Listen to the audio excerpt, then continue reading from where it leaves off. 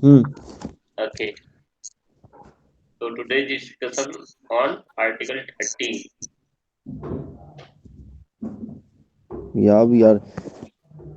Our discussion today's our discussion point is on Article 13, and we have to overview take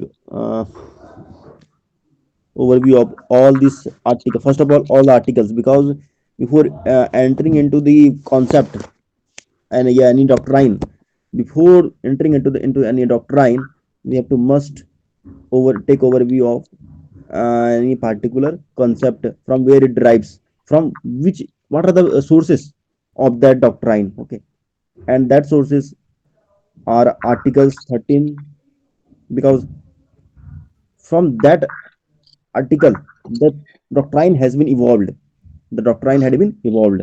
So just move on article 13.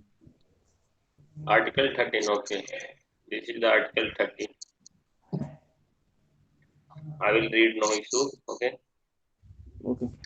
The study discussion was on Article 12, which tell us regarding the states which parts of government included in the purview of a state, right? The state includes government and Parliament of India, government and state legislature of each states, and all local or other authorities within the territory of India or under the control of the government of India.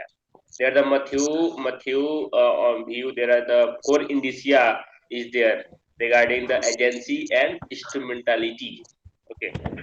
So today's discussion on Article 13, which tells us the laws inconsistent with or in derogation of the fundamental rights. So the clause 1 of Article 13, all laws in force in territory of India immediately before the commencement of this constitution. So this commencement date 26 26 Jan and 1950 na. Yes. Yeah, this date is important for this article. Okay. So commencement before commencement of the constitution, insofar as they are inconsistent with provision of this part, that is part 3, that is fundamental right, shall 2, the extent of such inconsistency be void. Okay, इसमें ये कह रहा है कोई भी laws जो इस territory of India में before constitution of India commencement होने से पहले इनफोर्स है और वो इनकंसिस्टेंट है, इसके जितने भी पार्ट हैं पार्ट 3 के कॉन्स्टिट्यूशन के फंडामेंटल राइट से, वो उसको वैड माना जाएगा. Is it? Yes. Okay. Clause 2. The state shall not make any law which takes away or abridges the rights conferred by this part, and any law made in contravention of this clause shall to extent of the contravention be void. और state का भी ये duty है कि वह ऐसा कोई law नहीं बनाएगा जो कंट्रावेंशन हो दिस क्लॉज से, ठीक है, और एब्रीज करता हो इस क्लॉज के ऑब्जेक्टिव से, वो ऐसा लॉ को वाइड माना जाएगा. ठीक है. Clause 3, in this article unless the context otherwise required. Law का मतलब क्या है, लॉ इनफोर्स का मतलब क्या है, जो आर्ट क्लॉज 1 में दिया गया 13 का, उसमें दे रखा है law includes any ordinance. Ordinance, the provision of ordinance making power given to the governor and the president under article 123 to the president and 213 to the governor of each state. Order, bylaw, rule, regulation, notification, custom, usage having in territory of India the force of law. Law का मतलब ये है कोई भी ordinance either by president और governor, कोई भी order हो गया, बाई लॉ हो गया, रूल रेगुलेशन हो गया, कोई नोटिफिकेशन आता है, कस्टम, फोर्स है, उसको लॉ माना जाएगा for this article 13. Okay. What does mean by law in force? तो clause 3 of to the article 13 sub clause B कहता है law in force includes laws passed or made by a legislature or other competent authority in the territory of India before the commencement of this constitution and not previously repealed, notwithstanding that any such law or any part of thereof may not be then in operation either at all or in particular areas.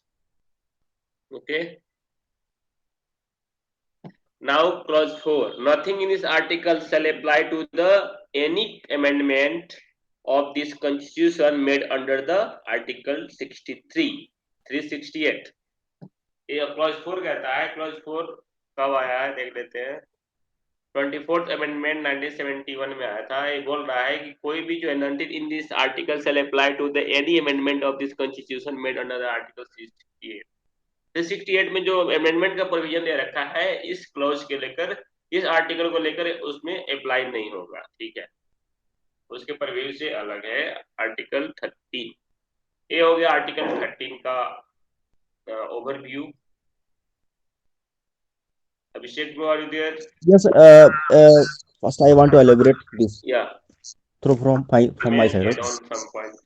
Yeah, mainly the law is mainly the law in this topic, okay, is distributed. You can distribute the law in two part: pre-constitutional law and post-constitutional law.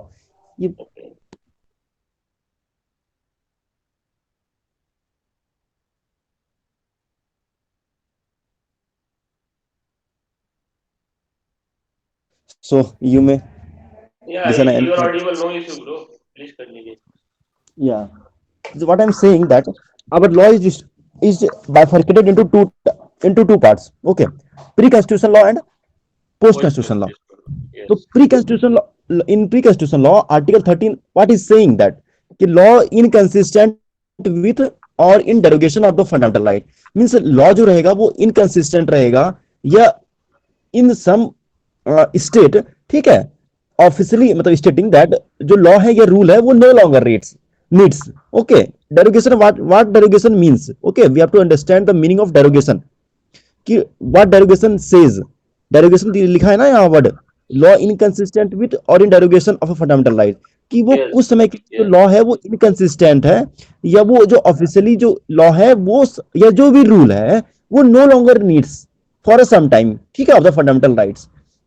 मतलब जो भी law या rule है वो fundamental right के लिए वो कुछ समय के लिए काम नहीं कर, उसकी आवश्यकता नहीं है मुझे अभी, या मुझे उसे हटा दिया गया है. ठीक है, what I am saying to what I want to convey you that ये है. तो ठीक है, तो इसमें क्या बोला गया प्री कॉन्स्टिट्यूशन लॉ में, जो आपका पहला पॉइंट है ना, इसको जस्ट राइट देयर.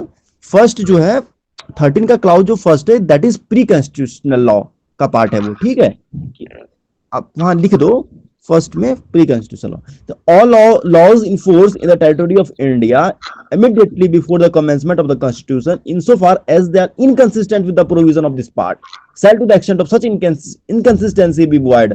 ठीक है, ऐसा इनकंसिस्टेंसी क्या कहलाएगा, जो भी लॉ बना था कब, just commencement of the constitution से पहले.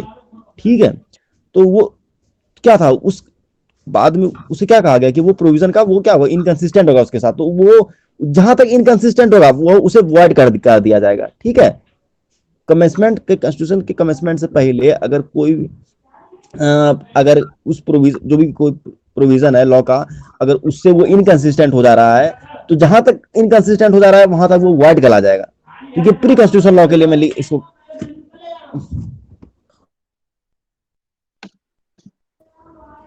I'm facing, Continue, bro. No issue. I'm facing unnecessary nuisance. No So issue. They are doing their own part. No issue. yeah, and now move to the post constitutional law. Okay, post constitutional law is a part 2, clause 2. Clause 2 में says about पूरा post constitutional law. Because आप इसमें देखोगे जब the state shall not make any law which takes away or abridges the right conferred by this part. Okay, जो ये है आपका क्लास 13 का पार्ट 2 में साफ बोल रहा है स्टेट ऐसा कोई भी लॉ नहीं बनाएगा जिससे कि उसके जो फंडामेंटल राइट है उसके उसके क्या बोलते हैं राइट्स को एवरेज करे. कोई ऐसा कोई भी लॉ को नहीं बना सकता. State shall not make any law which takes away या एब्रीजेस द राइट, आपके राइट को इन्फ्रिंज कर रहा हो. ठीक है, इस पार्ट से। हाँ, and I law made in contravention of this clause, और अगर ऐसा भी कोई लॉ अगर बनता है तो वो उस एक्सटेंट तक कॉन्ट्रावेंशन जहां तक हुआ है उस एक्सटेंट तक वो वाइड हो जाएगा, उस एक्सटेंट तक क्या हो जाएगा, वाइड हो जाएगा। This is point two, and this point is of post constitutional law. ठीक है, और Yes. पहला वाला फर्स्ट वाला प्री कॉन्स्टिट्यूशन लॉ, इसको याद Pre-constitutional. रखना। Yes. And and the third point is, we already it is mentioned here in this article, unless the context otherwise request. So this is a definition of law कि in we are saying that pre-constitutional law, तो what is the meaning of law? Okay तो law includes any ordinance, कोई भी ऐसा अध्यादेश या कोई order आया हो कोर्ट का, या बाय लॉ ऐसा कोई रूल हो, रेगुलेशन हो, नोटिफिकेशन हो, कस्टम हो, यूजेस हो, having the territory of India, the force of law, उसमें मतलब उस with in the territory of India में उसको लागू किया गया हो, उस लॉ को क्या करा किया गया हो, इंप्लीमेंट किया गया हो, ठीक है, तो वो लॉ हो जाएगा। बोला है Yes. ना कि ऐसा कोई भी लॉ जिसमें कि सब आ जाएगा, ऑर्डिनेंस भी आ जाएगा, ऑर्डर भी आ जाएगा, बाय लॉ भी आ जाएगा, रूल भी आ जाएगा, रेगुलेशन भी आ जाएगा, सब कुछ आ जाएगा, नोटिफिकेशन जो भी है, कस्टम वगैरह, लेकिन वो जो भी होना चाहिए उसका इन्फोर्समेंट होना चाहिए, तभी हम कहेंगे कि हाँ that is law, otherwise we can't say that is it is law or not law. Okay, what is pre constitution law? इसमें देखिए जो लॉज इन फोर्स है ना, यहाँ लिखा हुआ है लॉज इन फोर्स, जो भी Yes. Pre it is also mentioning about pre constitution law, तो इसके ऊपर लिख लीजिए लॉज इन फोर्स के Already एक here mentioned the past. That's it. Past. Exactly या क्योंकि लिखा हुआ है इसमें कि द लॉ, तो so this line laws in जो फोर्स है point B is also saying somehow about pre constitution law, somehow नहीं exact pre constitution law, it is also saying about pre constitution law, because laws in force includes laws passed या made by legislature or other competent before the commencement of the constitution, लिखा है ना, या before the commencement of the constitution and not previously repelled, so this is also part of pre constitution law. तो ये सब चीजें को हमें विजुलाइज करके अगर हमें देखेंगे तो we can easily remember this all this provision of this article. Yes. Okay, you never forget, you never escape from your mind, you can't escape this provision from your mind, okay, if you try this technique to remember or recollect all these provisions, okay. So laws in force include हो गया, बता ही दिया मैं, laws passed या made by legislature or other competent authority in the territory of India before इसको word को अगर देखोगे आप तो समझ में आ जाएगा, before the commencement of the constitution, और वो पहले रिपेल्ड भी ना हो, नॉट प्रीवियसली रिपेल्ड लिखा है ना उसमें, नॉट प्रीवियसली रिपेल्ड लिखा है ना उसमें, देखिए पहले रिपेल्ड भी ना हुआ हो, ठीक है। Yes. और एंड जो पॉइंट 4 है, nothing in this article shall apply to any amendment of this constitution made under article 368, this is saying about 24th amendment, okay. तो ये जो कह रहा है ना, ये 24th अमेंडमेंट के रिगार्डिंग कह रहा है, nothing in this article shall apply to any amendment of Yes. This 24 constitution, amendments. because if we go over 24th amendment, just I am also say you can open the 24th amendment through Google, bro, we can clear Okay. our concept Just give in me a deeply. moment. I will it will be open voice. Yeah, because law is just like linking, everything is linked with each other.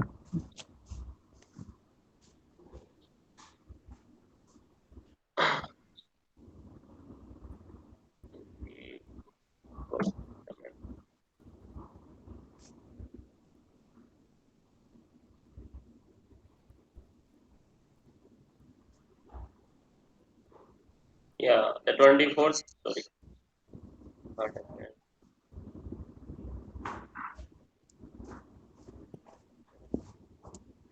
Yeah, you can read. The 24th Amendment of the Constitution of India, officially known as the Constitutional Amendment Act 1971, enables the Parliament to delete fundamental rights through the amendments of the Constitution. It also amended the Article 368 to provide expressly the Parliament has power to amend any provision of the Constitution. The amendment further made it obligatory for the President to give his assent when a constitutional amendment bill was presented to him.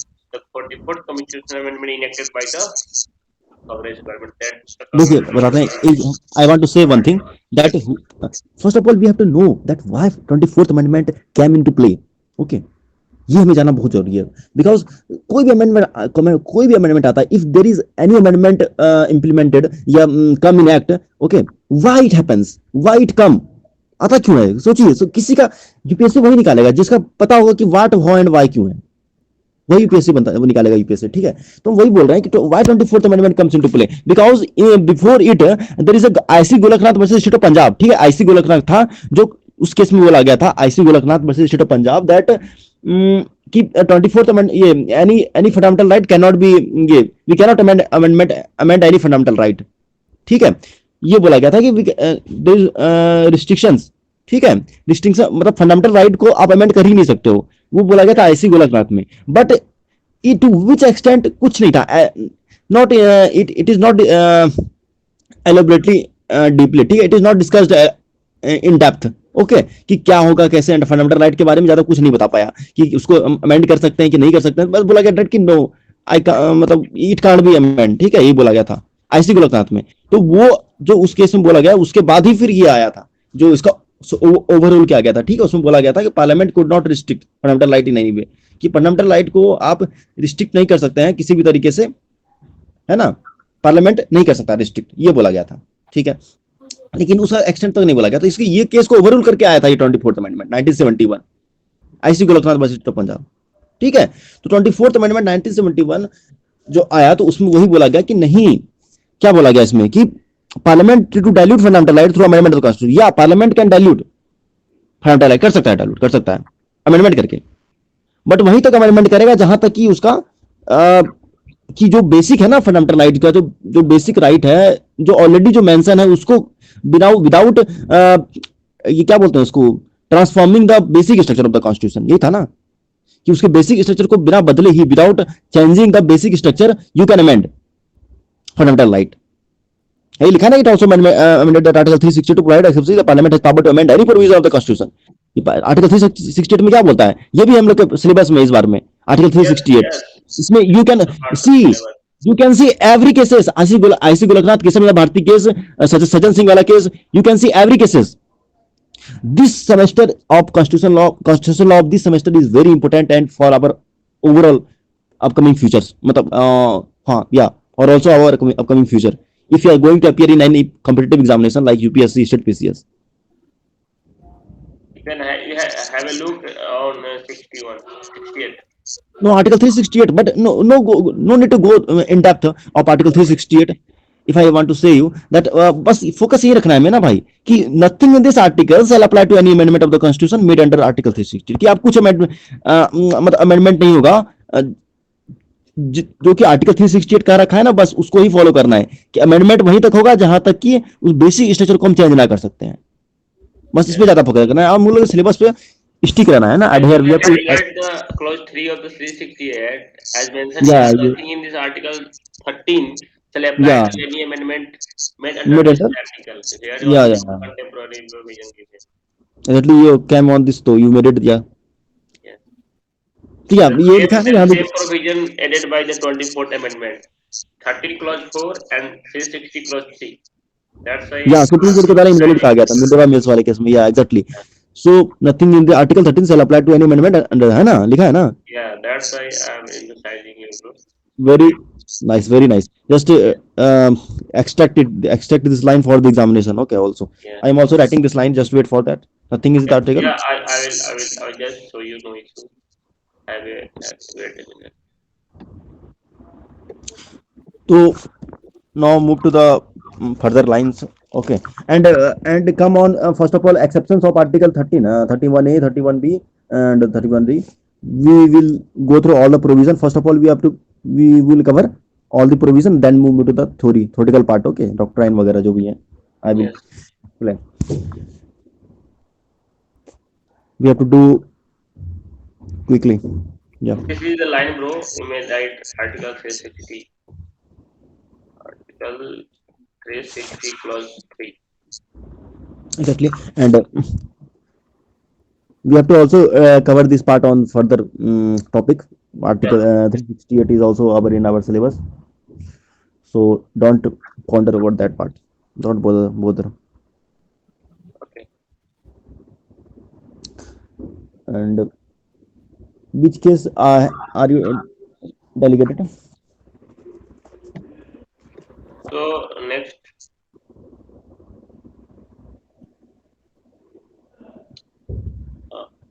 Now move to the exception ना, 30 article 31A, come on Article article 31, yes, right. 30, Yes. mainly doctrine of eclipse and doctrine of severability is more important in this, because but we can't say that this part is important and this part is not important, because question came from any part. This is the interesting thing. We can't Yeah, Article 31. yeah. Article 31 is compulsory acquisition of property was omitted. It's 44 Amendment. 31A is saying that saving of laws providing for the acquisition of asset, estates, etc. It's added by Fourth Amendment 1951. Okay. Shall I Hello. read? Rahul, what I'm saying that this article, Article 31A, 31B, 31C, these Yes. are the articles which supports, which aid the Article 13. Okay. Okay. Keep what are the exception? Yeah, these things are mentioned in Article 13, but on what basis we can reckon this Article 13? किस basis पे हम Article 13 को समझेंगे? ठीक है, तो these are the point, मतलब provision 31A, 31B, 31C. So, shall I read, bro? Hello? First of all, read Article 31, है ना? 31A. Okay. Yeah. I No will need to read on 30. complete provision, because we can also go through it. Okay, we can also go through itself. I'm just saying it. Okay, Rahul, Yes. Yes. I'm reading. Okay, Okay. Okay. Please read. saving of laws. Article 31 says about saving of laws, providing for acquisition of states. कि when law जो भी उन्हें save रखना है, क्या जो भी states हैं, जो भी उसको जो भी एक्वायर किया उसको रखते एक्वायर करते हुए जो भी चीजें हैं उसको लॉ को एक मेंटेन रखना है, मतलब सेव किया रखना है. ठीक है, तो क्या है, मतलब बोल रहा है no notwithstanding anything content in article 13, कि उसके बावजूद भी कि जो आर्टिकल 13 में मेंशन है, नॉट स्टैंडिंग मीन्स के बावजूद भी, तो अगर आर्टिकल 13 में जो भी है उसके बावजूद भी नो लॉ प्रोवाइडिंग फॉर, ऐसा कोई भी लॉ नहीं होगा जो प्रोवाइड करेगा first the acquisition by the state of any state or of any rights therein or the extinguishment or modification of any such rights. The acquisition by the state of any state or of any rights therein, जो भी state के द्वारा कार्य किया गया ऐसी कोई चीजें हैं ऑफ एनी स्टेट, ठीक है, प्रॉपर्टीज वगैरह कुछ भी, या ऑफ एनी राइट्स, किसी भी राइट को लेके there in, or the extinguishment or modification of such right, कि अगर कोई चीज ऐसी थी राइट, कोई भी चीज ऐसे राइट्स थी जो अब खत्म हो चुकी हैं या उसे मॉडिफाई करना है ऐसे राइट्स को, ठीक है, उससे रिलेटेड ये बातें कही गई है फर्स्ट में, अगर ऐसा कुछ स्टेट करता है तो. दूसरा है the taking over the of the management of any property by the state for a limited period इधर इन द पब्लिक इंटरेस्ट और in order to secure the proper management of the property, कि जो भी management या property का जो भी चीजें मैनेजमेंट जो टेक ओवर की गई है स्टेट के द्वारा किसी लिमिटेड टाइम तक के लिए, पब्लिक के इंटरेस्ट के लिए, इधर पब्लिक इंटरेस्ट या उस प्रॉपर्टी के मैनेजमेंट को देखने के लिए, सिक्योर करने के लिए, मतलब ठीक है, उसके प्रॉपर्टी के मैनेजमेंट को सिक्योर करने के लिए कि अच्छे तरीके से वो प्रोटेक्टेड रहे, ठीक है, जो प्रॉपर्टी है स्टेट का, उसके लिए ये है. उसके ये सब के लिए law provide, no law providing for, तो बोल रहा है कि ऐसा कोई भी लॉ वो प्रोवाइड नहीं करता है. ठीक है, ये सब चीजें जो चीजें दी गई है. या तीसरा पॉइंट जो है द अमलगमेशन ऑफ टू और मोर कॉर्पोरेशंस इधर इन द पब्लिक इंटरेस्ट और in order to secure the proper management of any of the corporation, या अमलगमेशन हो गया या दो से कॉर्पोरेशन कॉर्पोरेट बॉडी का अगर मिल गया है, मर्ज हो गया है, इधर पब्लिक इंटरेस्ट के लिए हुआ है या proper management of the corporation की, उस कॉर्पोरेशन को मैनेजमेंट के लिए हुआ है, तो उसमें ये सब लॉ प्रोवाइड नहीं करती इस सब चीजों के लिए. और फोर्थ पॉइंट वही है कि द एक्सटिंग्विशमेंट ऑफ और modification of any right of managing agent, secretaries and treasures, managing directors और डायरेक्टर्स और मैनेजर ऑफ कॉर्पोरेशन ऑफ और any voting rights of share holder. ये सब में थोड़ा ये सब उतना इंपॉर्टेंट नहीं है, आप नीचे करो थोड़ा, बस इतना हेडलाइन इसका वो ओवरव्यू ले लो आप, ठीक है. बस यहाँ थोड़ा सा बस ऊपर करना है आपको.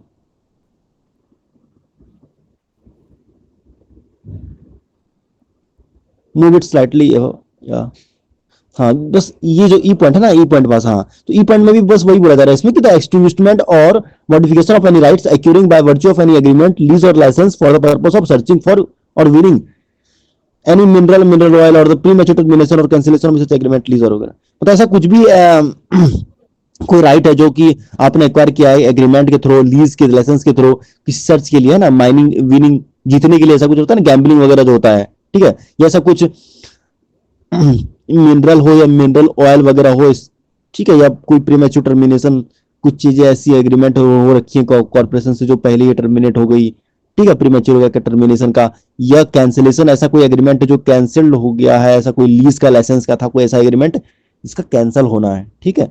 तो इससे रिलेटेड बातें, shall be deemed to be void on the ground that is inconsistent without takes away averages of the rights conferred by the article 14 and 19। तो ये सब क्या कहलाएगा, ये सब void कहलाएगा, ठीक है। किस ग्राउंड पे कि ये सब जो होगा, जो भी होगा वो इनकंसिस्टेंट होगा, क्योंकि जो भी राइट्स हैं और सब लीग जो भी कन्फर्ट किए गए हैं ना आर्टिकल 14 और 19 में, आर्टिकल 14 में क्या है पता है, राइट टू इक्वलिटी, है ना, आर्टिकल 14 में ना राइट टू इक्वलिटी, और आर्टिकल 19 में क्या है, freedom of right of freedom of speech and expression, है ना, right to freedom of speech and expression, है ना। तो आर्टिकल 14 और 19 से जो भी चीजें कनेक्टेड है, ठीक है, नेक्सस जो भी रखता है, इक्वलिटी बिफोर लॉ, हाँ वही है, मतलब आर्टिकल 14 में तो वही बताया ना, राइट टू इक्वलिटी वही हो गया, उसी में आ गया ना, right to freedom of speech, वही तो बोला मैं। Come on that point bro, मतलब वही होगा कि जो भी होगा सब वाइड हो जाएगा, मतलब उस ग्राउंड पे हो जाएगा, क्योंकि वो इनकंसिस्टेंट था किससे, आर्टिकल 14 और 19 से, बस ये समझना है, इंपोर्टेंट और ज्यादा इसमें कुछ है नहीं। तो इसमें ज्यादा कम ऑन कम डाउन, हाँ स्टेट का डिफिनेशन था, state there is a definition of state, if you want to see we can see it,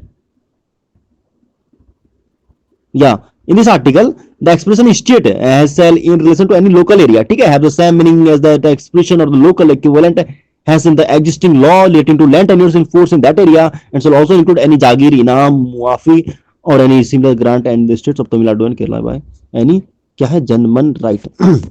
देखिए बात क्या था पता है, ये बहुत पुराना बात है, स्टेट मतलब जैसे वो हो गया कि जैसे होते थे ना पहले, जमींदार लोग होते थे पहले, ठीक है, तो क्या होता था उनका बहुत प्रॉपर्टी होता था, ठीक है, तो वही बता रहा कि उस लोकल एरिया में जो होता था ना, उन लोग को प्रॉपर्टी वगैरह, वो जो लैंड वगैरह टेन्योर का था उस टाइम में, ठीक है, तो उसी चीज के बारे में यहाँ बात कुछ हो रही है कि वैसी चीजें जो कि पहले थी वो, ठीक है, तो वो सब वाइड हो जाएगा, ठीक है, वो सब बोला जा रहा है उसमें, क्योंकि वो क्या होगा अगर वो इनकंसिस्टेंट है, किससे इनकंसिस्टेंट, आर्टिकल 14 और 19 से इनकंसिस्टेंट, तो वो सब वाइड हो जाएगा, no law providing for the ये चीजें, ठीक है, सर इंक्लूड, और उसमें कौन कौन सा आएगा वही है, स्टेट में कौन जागीर आएगा, इनाम आएगा, मुआफी आएगा, ठीक है, सिमर ग्रांट आएगा, ऐसा कुछ भी, तमिलनाडु का, केरला का, यहाँ बोला जाता है, क्या बोला जाता है यहाँ, एनी जन मन राइट, वही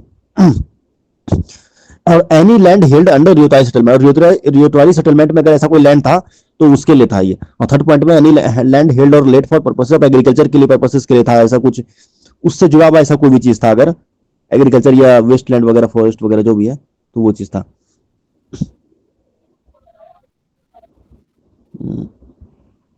ठीक है, तो वो चीज अब नीचे आ जाइए, कम now you can seek this part bro, come on the next point,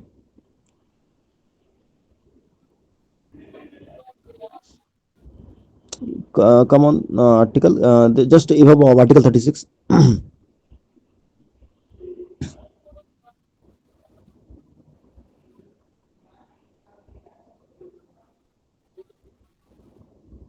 31(6) ना, 31 b ना, we will go on 31 b ना, hmm. this part is very important why this part is very important, so do you have heard about ninth schedule, why ninth schedule came in play, well article 31 says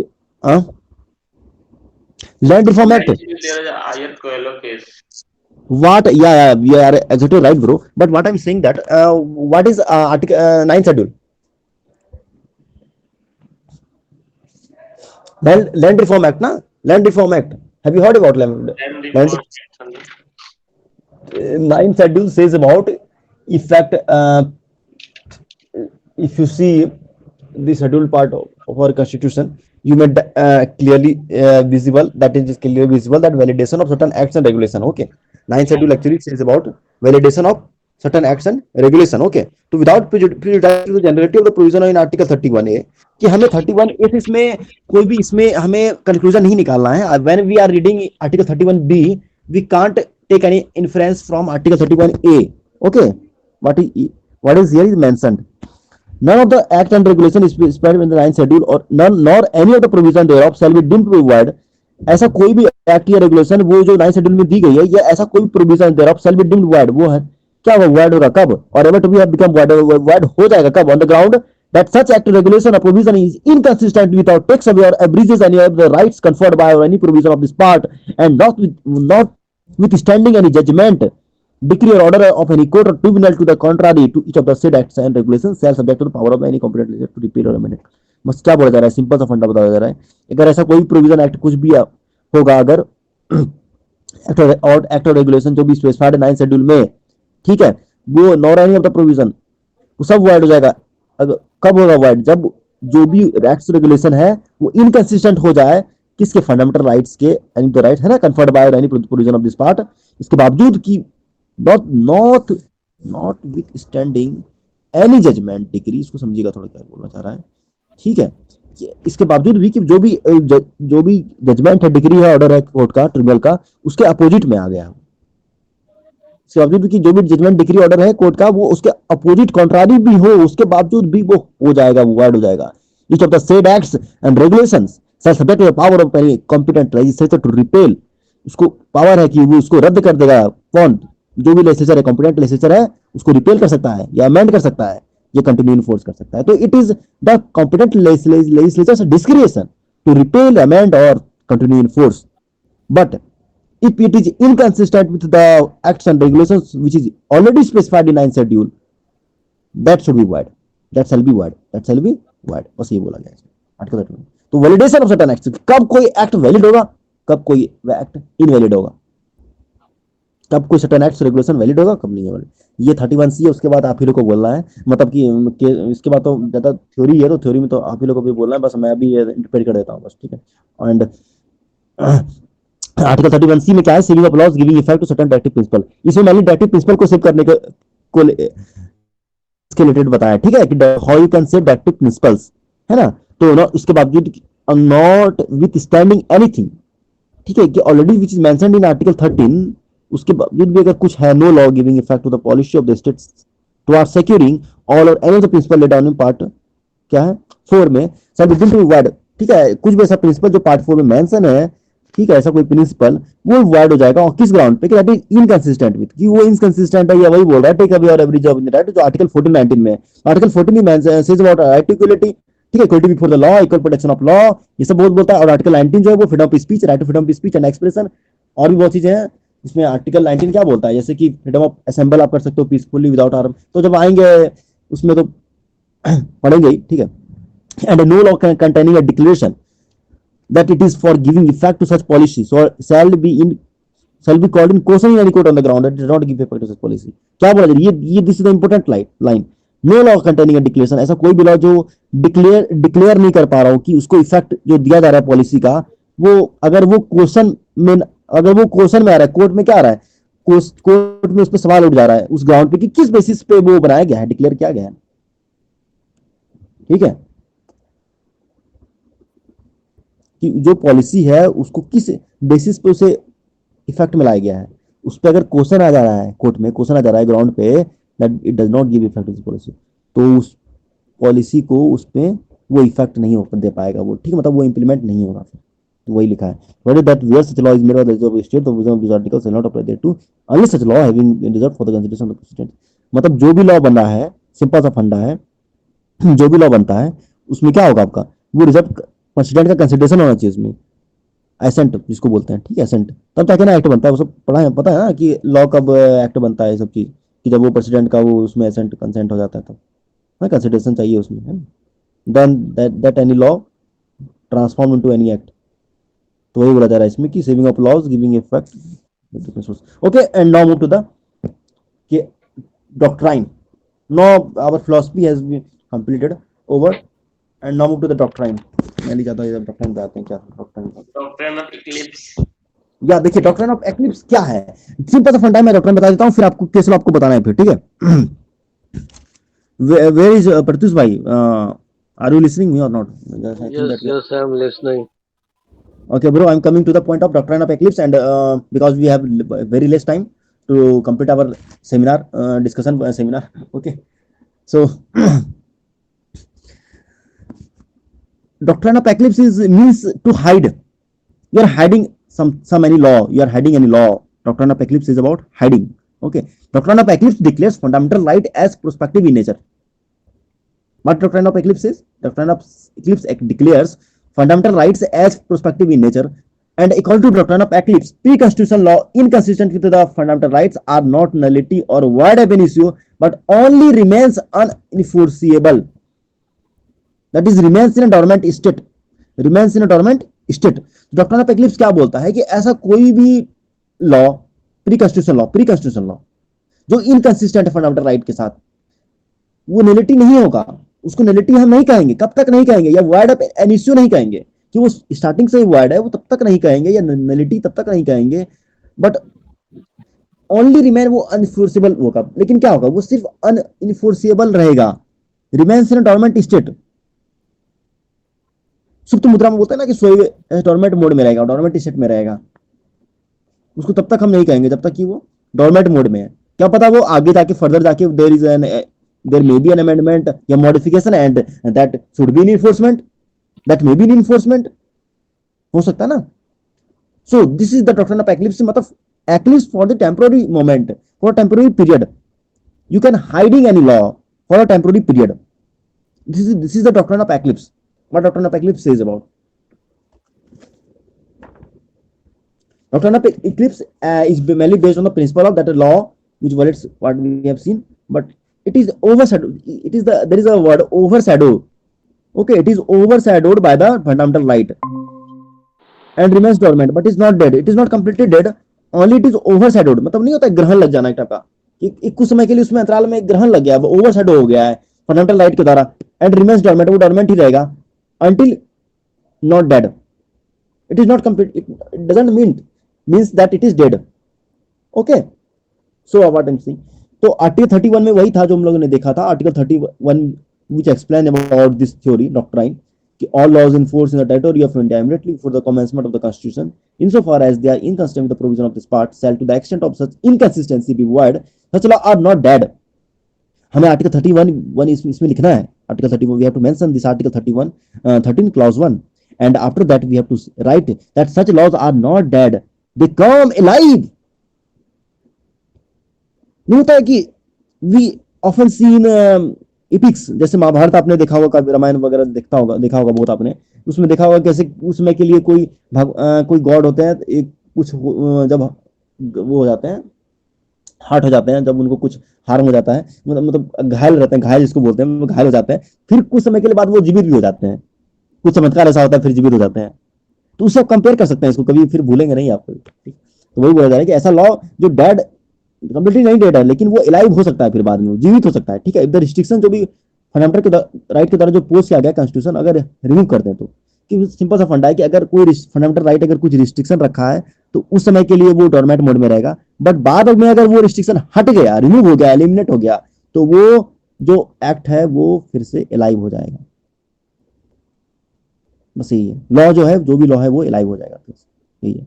तो such eclipse laws are operative for cases that are before, लेकिन ऐसा जो law, ये जो mainly चीज है ना जो मैं डिस्कस कर रहा हूँ, एक्लिप्स लॉ वो सिर्फ ऐसे केसेस के लिए होगा जो commencement before the commencement of the constitution है। What article 13 clause 1 mentions always about before the commencement of the constitution. तो current fundamental right eclipse the contravening part of those law, rendering that part। अब जिस fundamental right को अगर कोई fundamental right है अगर eclipse कर रहा है किसी भी contravening part law का, तो इसका मतलब ये होगा कि वो उस part of the law को dormant mode में रखा है। क्या रखा है? dormant mode में रखा है। But it may be alive, that law may be alive after some point when the restrictions removed, when the restrictions will be removed, ये चीज है। and the most landmark case of this of this law, doctrine of eclipse is of the doctrine is Keshav Madhav Menon versus State of Bombay. Okay. इसमें क्या था, वही था कि अब फिलोसफी तो सेम ही रहेगा, अब बस ये समझना है कि इसे लिंक कैसे था, ये केस से ये लिंक कैसे था। Okay. तो there is a case law also in our casemate. Case of the Menon में there is a line,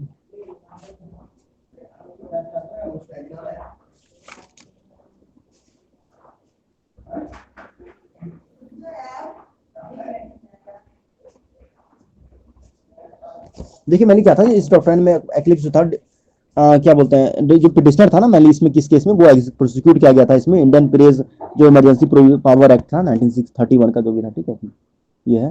तो उसमें फॉर पब्लिशिंग पैम्पलेट है, कोई ऐसा पैम्पलेट पब्लिश किया था इसमें कि नो परमिशन, बिना परमिशन लिए, ठीक है।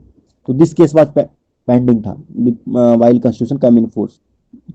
तो उस टाइम में कॉन्स्टिट्यूशन इन्फोर्स नहीं हुआ था, उससे पहले का केस है ये 1931 का, उसमें एक्ट जो था उससे रिलेटेड था ये केस। 1931 का एक एक्ट था Indian press emergency provision act, तो उससे रिलेटेड ये केस था कि पंपलेट छाप दिया था जो पिटिशनर, तो पिटिशनर को क्या किया गया था, प्रोसिक्यूट किया गया था कि आप बिना परमिशन कैसे था पब्लिश कर सकते हैं आप कोई भी पैम्पलेट को। तो इसीलिए केस पेंडिंग था मेनली कोर्ट में, से जब उस वक्त जबकि कॉन्स्टिट्यूशन फोर्स में नहीं आया था। कोर्ट ने बोला कि एक्ट जो है वो वाइड होगा बट नॉट रेट्रोस्पेक्टिवली, मतलब कि देखिए रेट्रोस्पेक्टिवली ये हुआ कि आप जब वो फोर्स में आया कॉन्स्टिट्यूशन, तो उससे पहले वो रेट्रोस्पेक्टिवली नहीं हो सकता, मतलब वो can't be retract back and come in force, ऐसा है, ठीक है। तो रेट्रोस्पेक्टिवली और प्रोस्पेक्टिवली ये दो वर्ड है जो बहुत घूमेगा, ठीक है, और इसको समझना होगा। तो देखिए केशव मेनन में अगर देखा जाए केस क्या था, बता ही दे रहे हैं आपको वैसे कि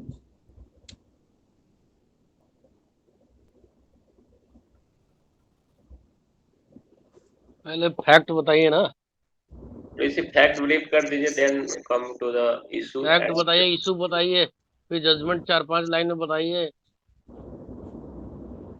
नहीं तो सब ऐसे हवाबाजी नहीं चलेगा यहाँ। ये एग्जैक्टली। तो अच्छा ये केस मैं वैसे ओवरव्यू तो दे दिया कि रेट्रोस्पेक्टिवली नहीं ऐसा कुछ था। First of all I want to, क्या बोलते हैं, ये नेक्स्ट मूव केस क्या है, Bhikaji versus state of Bombay, थोड़ा आप इसको एक्सप्लेन कीजिएगा एक बार, फिर हम वो तो नेक्स्ट मेरे देखते हैं। अंडर है ना। हाँ हाँ, पहले आप इसको इसको बताइए ना, फिर इसे हम चलिए बताते हैं फिर। ठीक है बताते हैं। नेक्स्ट केस है, उसका नाम है, एक मिनट हम लिख रखते हैं, बताते हैं। Name of case is Bhikaji Narayan Bhakraj versus state of MP. ये 1955 का केस है। This case is relating to pre constitutional law. और उसमें फैक्ट्स क्या है, एक एक्ट होता है जिसको कहते हैं CPN, Berar motor vehicles amendment act 1947। उस वक्त मध्य प्रदेश सेंट्रल प्रोविंस में आता था। तो central province and Berar motor vehicle amendment act 1947 था, जिसने ऑथोराइज किया था स्टेट गवर्नमेंट को to exclude all private motor transport business. जितने भी प्राइवेट मोटर ट्रांसपोर्ट बिजनेस है उसको स्टेट गवर्नमेंट जब मर्जी चाहे एक्सक्लूड कर सकता था। ये प्रोविजन वैलिड था जब इसको बनाया गया था, लेकिन ये वाइड हो गया on coming of force of constitution 1950 as it violated article 91 C G of constitution. लेकिन जैसे ही 1950 का कॉन्स्टिट्यूशन भारत के संसद ने पारित कर दिया, वो लागू हो गया 26 जनवरी 1950 को। तो ये जो अमेंडमेंट एक्ट था, ये जो आर्टिकल 19(1) जी है उसको वायलेट करता था, तो उसके साथ ये वाइड हो गया। But this infirmity in the act was removed by the constitution first amendment act 1951, which added sub clause 1 to clause 6 in article 19, which authorizes the government to monopolize any business। लेकिन government ने क्या किया, 1951 में first amendment act लाया, और उस amendment act ने जो क्लाउज 6 था उसमें सब क्लाउज 1 आर्टिकल 19 का ऐड कर दिया। जैसे ही वो क्लाउज ऐड हुआ, वो गवर्नमेंट को ऑथोराइज कर दिया टू मोनोपोलाइज एनी बिजनेस। तो गवर्नमेंट को एक पावर मिल गया कि किसी भी बिजनेस को ऑथोराइज कर सकते हैं। अब यहाँ पे प्रॉब्लम क्रिएट हो गया। तो उसके बाद ये जो पिटिशनर था उसने इसको चैलेंज कर दिया ठीक है। तो इस मैटर में इशू यही था कि भाई ये क्या होगा, ये माना जाएगा या नहीं माना जाएगा। ठीक है, जो ये ऐसे ऐसे हुआ, फिर गवर्नमेंट उसको अमेंडमेंट कर दी। तो इसमें डिसीजन सुप्रीम कोर्ट का आया। सुप्रीम कोर्ट का कि भाई upheld the constitutionality of the impugned act and instated the doctrine of eclipse. जो इम्पग्न एक्ट था उसके कॉन्स्टिट्यूशनलिटी को अपहेल्ड किया है। ठीक है, और वहीं पे डॉक्ट्रिन ऑफ इक्लिप्स को उसने एक्सप्लेन किया। उसमें क्या होता है, court held that the effect of the amendment was to remove the shadow and to make the impugned act free from all blemish information. वो कहा कि जो अमेंडमेंट गवर्नमेंट लाई है 1951 में, उसका मकसद ये था कि जो शैडो है उसको रिमूव करना और इस एक्ट को हर तरह के ब्लेम से फ्री कर देना। It became enforceable against citizens as well as non citizens of the after the constitutional impediment was remove. और ये क्या इन्फोर्सेबल हो गया अब, जैसे कॉन्स्टिट्यूशन से हो गया ना, तो भाई कॉन्स्टिट्यूशन ऑथराइज कर दिया गया। और जब भारत के संविधान से जो भी ऑथराइज करके पारित हो जाता है तो क्या हुआ, सिटीजन और नॉन सिटीजन दोनों के अगेंस्ट इन्फोर्सेबल होगा। उसके अलावा थर्ड पॉइंट इसमें मेन ये था, the law was merely eclipsed for the time being by the fundamental rights. Soon as the eclipse is removed, the law begins to operate from the date of cession. तो जैसे ये Eclipse क्यों हो रहा था, क्योंकि फंडामेंटल राइट को affect कर रहा था 1901 को, लेकिन जैसे ही अमेंडमेंट हुआ, इक्लिप्स को रिमूव हुआ, तो वैसे ही लॉ क्या हुआ, फिर ऑपरेशनल हो गया। जो इसमें खामी थी उसको दूर कर दिया गया, तो फिर से ऑपरेशनल हो गया। बस यही इस केस में था, है ना। ये भी इम्पोर्टेंट केस है, Bhikaji Narayan Dhakraj versus state of MP, 1955 का केस है, और ये रिलेटेड है प्री कॉन्स्टिट्यूशनल लॉ में। और इसमें वही डॉक्ट्रिन ऑफ इक्लिप्स को सुप्रीम कोर्ट एक्सप्लेन किया है। इसमें मेन यही याद करना है कि एक एक्ट था 1947 का, सीपी एंड बिरार मोटर व्हीकल एक्ट, वो 1950 के पहले लागू था। लेकिन 1950 में जैसे संविधान पारित हुआ, तो ये एक्ट क्या करता था, आर्टिकल 19(1)(g को प्रभावित कर रहा था, तो ये वाइड हो गया। लेकिन फिर संविधान फर्स्ट अमेंडमेंट किया संसद ने, और जैसे फर्स्ट अमेंडमेंट हुआ 1951 में, तो क्लाउज 6 में क्लाउज 1 ऐड हुआ। उसके बाद ये दोबारा फिर से ये पावरफुल हो गया ये एक्ट। ठीक है, बस यही इसमें मामला है। कोई डाउट हो तो पूछिए।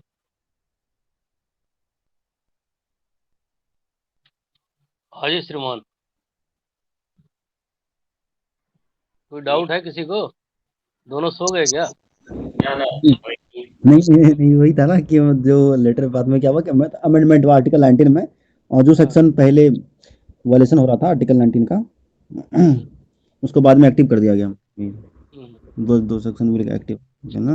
हाँ, तो ये इसमें ये जो डॉक्ट्रिन इक्लिप्स, इसमें दो केस है, दोनों इंपॉर्टेंट है। वो Keshav Madhav Menon versus state of Bombay, और ये धाकराज वाला बीकाजी नारायण का बहुत पूछता है बीकाजी नारायण। ठीक है, उसके बाद तो दूसरा डॉक्ट्रिन आ जाता है, तो दूसरे वाले केस को करिए, फिर दूसरे डॉक्ट्रिन में बढ़ जाइए, और क्या। तो बताइए कितने टाइम तक आप लोग फ्री होंगे? हाँ, 1:30 बजे तक तो चल ही सकता है। उनका कितने बजे आप तक वो एंगेज जाना है उनको फिर? वो उनका आप चिंता कीजिए मत, वो जब अपना तैयार अपने पढ़ लेंगे। 130 130 that you can make it. अरे आप पहले से नहा वहा के रहा कीजिए, है कि नहीं। 1:30 में नहाना जरूरी थोड़ी है। सब हम्म You can continue till पहले से 140, no issue. अच्छा कोई नहीं, तो नो बटे आज इन सब। तीनों डॉक्ट्रिन को खत्म किए ना। देखिए मेरे पास 3 केस था। डॉक्ट्रिन ऑफ वेबर भी पढ़ दीजिए, छोटा सा, उस पे एक केस है। डॉक्ट्रिन ऑफ सेपरेबिलिटी है, उस पे छोटे छोटे केस हैं, तुरंत हो जाएगा। आप लोग अपना केस हम्म तैयार किए हैं कि नहीं, पहले ये बताइए। अगर नहीं तैयार किए हैं तो डॉक्ट्रिन पढ़ दीजिए, और हम केस पढ़ देते हैं, और बाकी का केस कल कर दीजिएगा। लेकिन डॉक्ट्रिन तो पढ़ ही सकते हैं। एक डॉक्ट्रिन व्हाई अभी नॉट। आप पढ़े ना, तो ये देखिए था। स्टेट ऑफ, हाँ, डॉक्ट्रिन ऑफ तो देखिए इक्लिप्स ये था ये, डॉक्ट्राइन तो ठीक है। अब मैं जैसे इसमें, हाँ हाँ, आप तो डॉक्ट्रिन ऑफ इसमें जो वेवर केस है और पढ़िए, एक उसका जो केस लास्ट, है। डॉक्ट्रिन ऑफ वेवर पढ़िए, उसका केस पढ़ता जो है है बसवेश्वरनाथ, वो हम एक्सप्लेन कर देते हैं। फिर डॉक्ट्रिन ऑफ सेपरेबिलिटी या पढ़ दीजिए, उसका एक केस है वो वाला, उसको हम उसके बाद एक्सप्लेन आई करते विल हैं, RMDC. I will go to the go to doctrine of civility after this doctrine, ठीक है। देखिए state of Gujarat doctrine versus Ambika doctrine of waiver नहीं करेंगे। मिल वाला केस जो 1964 है, फिर इसमें तो हाँ वो भी करेंगे after that hmm, covering this doctrine of civility, ठीक है। हम्म, डॉक्ट्राइन ऑफ वेबर भी कर लेंगे, ठीक है। तो क्या बोलते हैं, पहले ये जो है state of Gujarat versus Ambika mill 1974, इस केस में जो इसी टॉपिक में जो दिया है इसमें भी वही बोला गया था, सिंपल था कि अंबिका मिल था, एक कंपनी था, ठीक है, जो पिटिशन फाइल किया था ये डिक्लेयर करने के लिए सर्टन प्रोविजन बॉम्बे लेबर जो वेलफेयर फंड था उसका, ठीक है, एक्ट 1953 का, तो उसे अनकॉन्स्टिट्यूशन कर दिया गया था एज वॉलेटिव ऑफ आर्टिकल 19 क्लॉज 1, क्योंकि वो वॉलेट कर रहा था आर्टिकल 19 क्लॉज 1, क्या करता वॉलेट कर रहा था, क्या हुआ। Yes, bro. High अच्छा ये court पता, unconstitutional declare कर दिया था। तो हम बता रहे हैं थोड़ा, देखिए इस देखिए, अच्छा एक केस था जो आपने पहले भी वो किया था उसमें, राहुल जी आपने वो करा था उसको, आपने फोकस कर रहे थे उसको, ठीक है, जैसे Yes, Deepchand versus state of UP, Deepchand versus state of UP वाले केस में क्या 1959 का केस है, ये 1959 का केस है, इसको आप लिखिएगा एग्जाम में, हम लोग को बेनिफिट रहेगा इसको लिखने से, क्योंकि ये इसमें ही डिफरेंशिएट किया गया था कि between post constitution law and pre constitution law, कि what comes under post constitution law and what law comes under pre constitution law, इसमें डिफरेंशिएट किया गया था, Deepchand versus state of UP 1959 का, ठीक है, ये वेरी इंपॉर्टेंट केस। ये दे रखा एंड है केस में, हाँ, केस में it is also mentioned in our case में, दुक्की में भी दिया हुआ है। दिया होगा, दिक्कत वही है कि दुखी लाइन है I ना फिर। look, bro. I have just ठीक है, केस बताइए।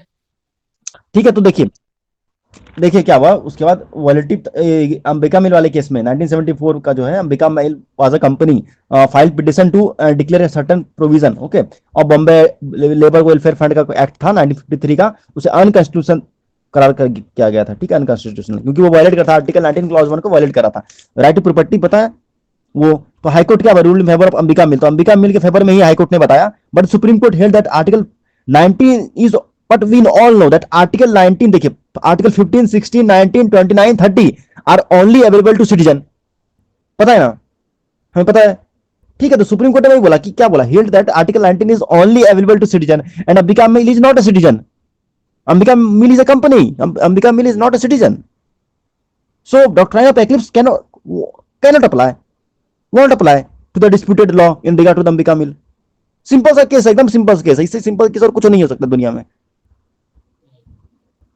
समझ में आया।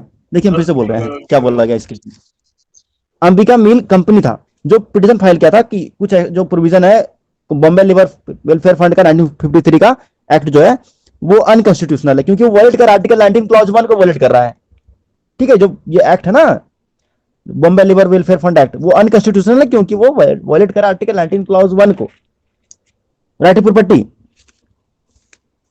ठीक है, तो हाईकोर्ट तो इसके फेवर में दे दिया, रूल कर दिया, बोला ठीक है, हाईकोर्ट को उतना सेंस नहीं था उस टाइम, तो ठीक है, तो बोल दिया हाँ ठीक है तुम सही हो भाई, हाईकोर्ट तुम सही हो, हाईकोर्ट के फेवर में बोल दिया, अंबिका मिल के फेवर में रिस्पॉन्स कर दिया, फेवर कर दिया, लेकिन सुप्रीम कोर्ट बोला, साफ बोल दिया, अरे ये क्या बकवास है, ठीक है, ये तो टोटली एकदम बोगस है कि पॉसिबल ही नहीं हो सकता है, आर्टिकल 19 सिर्फ सिटीजन के लिए अवेलेबल होता है, Ambika mill is not a citizen, so doctrine of eclipse apply ही नहीं हो सकता यहाँ, ठीक है, ऐसा कुछ था, डिस्प्यूटेड जो प्रॉपर्टी चल रहा था ना, जो भी कंपनी के रिलेटेड कोई प्रॉपर्टी चल रहा था वो उसमें अप्लाई ही नहीं होगा, क्योंकि ये अंबिका मिल के जो रिगार्डिंग जो भी है वो डॉक्ट्रिन ऑफ एक्लिप्स अप्लाई नहीं होगा, क्योंकि अप्लाई तभी होता जब ये वो होता उसमें आता, ठीक है, क्योंकि हमको पता है कि ये सिटीजन के लिए बस, आर्टिकल 19 क्या, आर्टिकल 15, 16, 19, 29 और 30, तो ये अब आते हैं डॉक्ट्रिन ऑफ एक्सेसिबिलिटी कंप्लीट, और हाँ दुखी थोड़ा ये मैं आई forgotten in library, so that is not available with me,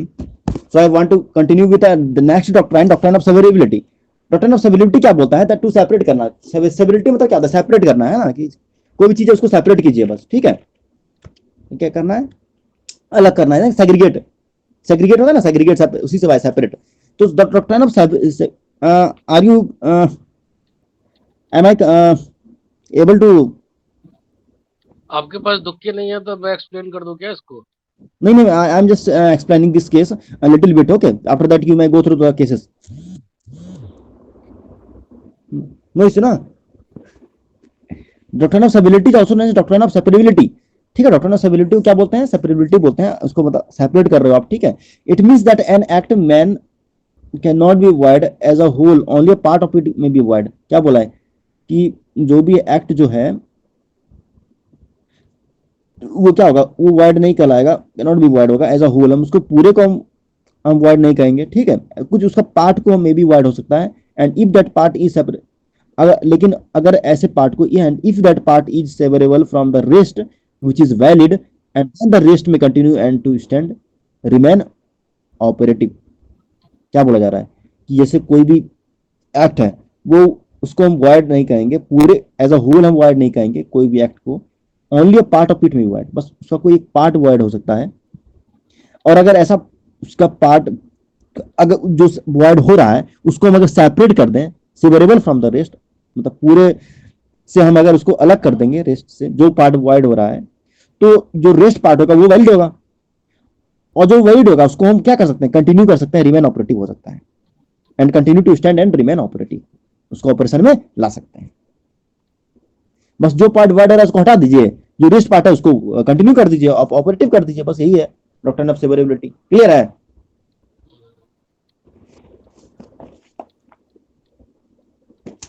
M I clear to all of you? इसमें सिंपल वही है कि the court applies the doctrine of separability to separate the valid portion of the law from the invalid portion, बस यही याद या रखना है। बस इनवैलिड ये पोर्शन को बाहर कर देगा और वैलिड पोर्शन को कोर्ट रखेगा। जो भी या एग्जैक्टली ऑफेंडिंग प्रोविजन है वो सेपरेट कर दिया जाएगा from that which is constitutional. ठीक है। Exactly yes. हाँ, एंड और जो देयर इज ऑफेंडिंग पार्ट है वो वाइड हो जाएगा, नॉट द इंटायर स्टैट्यूट बस। बहुत केस भी था, केस भी ये था कि इसे एक गोपालन दरवाजा केस ऑफ एक गोपालन वर्सेस स्टेट ऑफ मद्रास 1950 का केस था। उसमें बोला गया था सेक्शन 14 जो प्रिवेंटिव डिटेंशन का एक्ट था, सेक्शन 14 का प्रिवेंटिव डिटेंशन एक्ट, वो इनकंसिस्टेंट था फंडामेंटल राइट के साथ, इसीलिए उसको हटा दिया गया, उस एक्ट को हटा दिया गया, सेक्शन 14 को हटा दिया गया। ठीक है, सिंपल सा फंडा। अगर कोई भी लगेगा कि वो इनकंसिस्टेंट फंडामेंटल राइट के साथ, that act should be removed, will be removed according to doctrine of severability. And there is a two landmark case in this doctrine, and state of MP Bombay versus FN Balsara जो 1951 का case है, और RMDC versus union of India 1957 का case है। तो क्या क्या doctrine का क्या न्यूएंसेस है एक्सप्लेन किया गया इसमें, तो थोड़ा हम अगर हम एक बार अगर ये थोड़ा ओवरव्यू दे दें और थोड़ा अगर आप लोग एक्सप्लेन कर दीजिएगा तो सही रहेगा। ओवरव्यू हम ये दे सकते हैं, कोर्ट जो है डिक्लेयर किया था इसमें सेक्शन 13 क्लॉज बी को, ये state of Bombay versus FN Balsara, ये रिमूव निकाल सकते हैं केसमेट से, अगर हो सके तो केस से ये निकाल लीजिए, बहुत इंपॉर्टेंट केस है।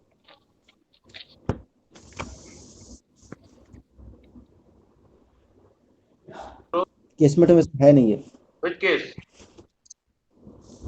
Instead of no, it is not mentioned in our casement, so I will come to ask the from Manu Batra.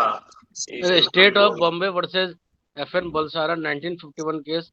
In this case, it was held that if an offending provision can be separated from that which is constitutional, कोई court ने इसमें कहा कि कोई offending provision है can be separated from that which is जो constitutional है उससे separate किया जा सकता है, then only that part which is offending is to be treated as void। तो उसमें जो offending part है उसी part को void माना जाएगा and not the entire statute। ठीक है, ये state of Bombay versus FN Balsara था 1951 का केस। और इसमें सबसे बड़ा केस जो है वो है RMDC versus union of India 1957 का। इसमें चक्कर ये था कि एक प्राइस कंपटीशन एक्ट था 1955 का। ठीक है, तो इसको चैलेंज किया गया, और क्योंकि चैलेंज इसलिए किया गया कि बोला गया कि भाई ये वायलेट कर रहा है आर्टिकल 19(1)G को। ठीक है, इसमें इस जो एक्ट था 19 प्राइस कंपटीशन 1955, इसका सेक्शन 2D था। इसमें एक एक्सप्रेशन डिफाइन किया गया था जिसको प्राइस कंपटीशन। ठीक है, इसमें बोला गया कि price competition included not only competitions of a gambling nature. What happened? Bachchan bro, please mute while he's speaking. Complete. Yeah, I am already muted. No bro, it's noise coming from your side. अच्छा, Yeah. Please continue, Pratesh bhai. इसमें ये बोला गया था it was contended that section 2D of the act, price competition act, which defined the expression price competitions, included not only competitions of a gambling nature but also those in which success to a substantial degree depends। इसमें कहा गया था कि भाई इस price competition में वही नहीं आएंगे जिसमें जो गैम्बलिंग नेचर के हो, बल्कि जो जिसमें सक्सेस डिपेंड करेगा स्किल पे वो भी आ जाएंगे। ठीक है, तो इसके बाद क्या हुआ कि इसको चैलेंज किया गया।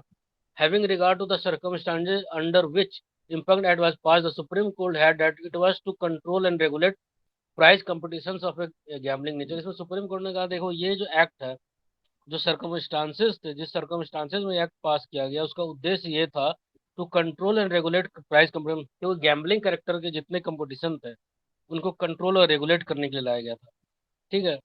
Application of impugned provision of act could be restricted to the competition of gambling character. तो ये जो इम्पंग एक्ट है, इसके जो प्रोविजंस हैं वो रेस्ट्रिक्ट किया जा सकता है ऐसे कंपटीशन में जो गैम्बलिंग नेचर के हो, जुआ टाइप के। When statute was in part wide, it would be enforced as regards the rest it that was severable from the what was valid। इसमें ही सुप्रीम कोर्ट ने जो रूल्स रिलेटिंग टू सेवरेबिलिटी बताया था, इसमें 5-6 बड़े बड़े पॉइंट्स हैं, उनको शॉर्ट करके थोड़ा एक्सप्लेन कर देता हूँ मैं। इसमें 6, ये बहुत इंपॉर्टेंट केस है और इसमें, है ना, ये the court then refer to the rules of construction laid down by American courts for the operation of doctrine of severability. और इसमें जो इंपॉर्टेंट पॉइंट्स हैं वो बता दे रहा हूँ एक बार। फर्स्ट पॉइंट क्या है? In determining whether the valid part of the statute are separable from the invalid parts thereof, it is the intention of the legislature that it is the determining factor। ठीक है। इसमें क्या करना है? इसमें in determining whether the valid parts of the statute are separable from the invalid parts thereof, that, है ना, इसमें आपको डिटरमिन करना है कि जो वैलिड पार्ट ऑफ स्टैट्यूट के वो सेपरेबल है इनवैलिड पार्ट्स के। The test to be applied is whether the legislature would have enacted the valid part if it had known that the rest of the statute was invalid। और test जो यहाँ apply करना है कि क्या जो legislature है वो इनेक्ट किया जाता है valid part if it had known that the rest, अगर उसे पता है कि जो रेस्ट ऑफ द स्टैट्यूट है इनवैलिड है। ठीक है। दूसरा पॉइंट था if the valid and invalid provisions are so inextricably in mixed up that it cannot be separated from one another, then the invalidity of the portion must result in the invalidity of the act in its entirety। दूसरा बोला कि यदि valid और invalid provisions किसी statute के इतने ज़्यादा mix हैं कि उनको सेपरेट नहीं किया जाए तो पूरा का पूरा पोर्शन ही इनवैलिड हो जाएगा, पूरा एक्ट ही इनवैलिड हो जाएगा, है ना। Then the invalidity of a portion must result in the invalidity, अगर उस इनवैलिड पार्ट को आप रिमूव नहीं कर सकते हैं तो पूरा का पूरा एक्ट ही इनवैलिड माना जाएगा। ये दूसरा पॉइंट था।